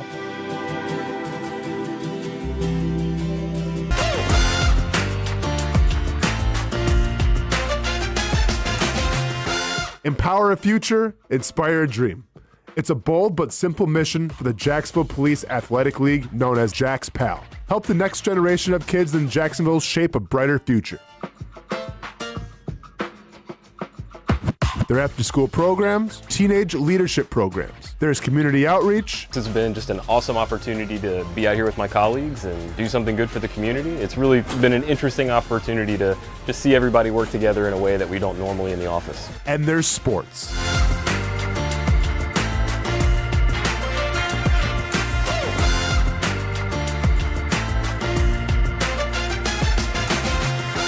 There are also ways you can help the next generation with a donation of any kind. Just visit jaxpal.org to get more information. Empower a future, inspire a dream with Jags PAL. It's one of the hot spots in the area. Welcome you to String Sports Brewery out at the beach. Big crowd on hand tonight. The fans are here. And now the newest hot spot at the beach is open. String Sports Brewery in Jax Beach has opened its doors with rave reviews. We're going to be fans forever. Cozy up to the bar, grab a seat in the sports-themed restaurant, or grab a seat outside and feel that breeze coming off the beach as the weather warms. Just like the original location in Springfield, try the popular beer menu and come for lunch or dinner too, because the food is fantastic. We got a special guest in the house. He's happy, he's feeling good. He's Trayvon Walker. It's where we hosted Jags Report Live in the football season, and the String Sports Brewery staff can't wait to host you. Hey, welcome back here to String Sports Brewery. And if you haven't checked out the new location in Jax Beach, you got to do it. String Sports Brewery, now with 2 locations in Springfield and now open in Jax Beach on Penman Road. There's a saying in sports, you can't win them all, but you can win a lot with good folks on your team. Like that one painter, First Coast.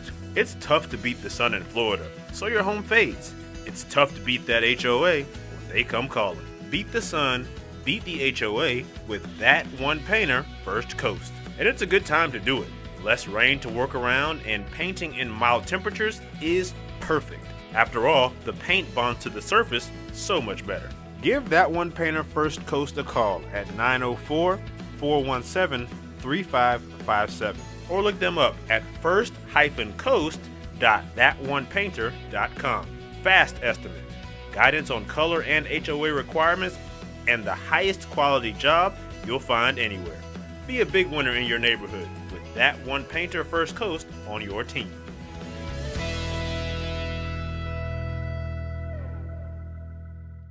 Sun's out, suits out. That's right, it's summertime in Florida, which means it's time to say goodbye to bulking season and hello to shredding season. But if you're like me, you're having a hard time sculpting and shaping those final pounds. That is until I came and saw my friends over at Ponte Vedra Vein and Aesthetics. Right now, everyone is hopping on the Evolve X train, and the only destination is finding your perfect summer body. The technology uses electrical muscle stimulation and radio frequency energy to cause your muscles to contract, all while heating up those deep layers of your skin and tissue to produce collagen and reduce fat. It's like doing 1,000 sit-ups in 30 minutes. No pain, no needles, just results, right? That's right. So leave those winter layers back at the station and come look and feel your best with the team here at Ponte Vedra Vein and Aesthetics. Visit them at one of their 2 locations, either over in Ponte Vedra or on